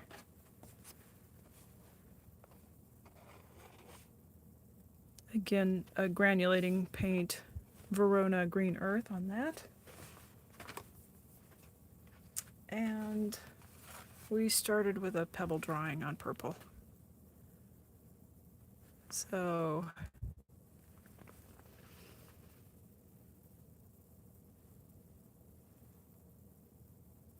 yeah, blue green. Yeah, I'm thinking. Yeah, after I do have a few more of these blanks, and as I was looking at this, my brain was thinking, I think I do. I'm looking right at them. I do have 3 different shades of green glitter colors, and I'm gonna do another on a blue background, and we'll try out those green ones and see how they go. Because green is good. Green's very good, and we're getting pretty close to. It's still a little bit damp, but the effects in these, you see, it's starting to come up. So they'll be a lot of fun to do some drawings over.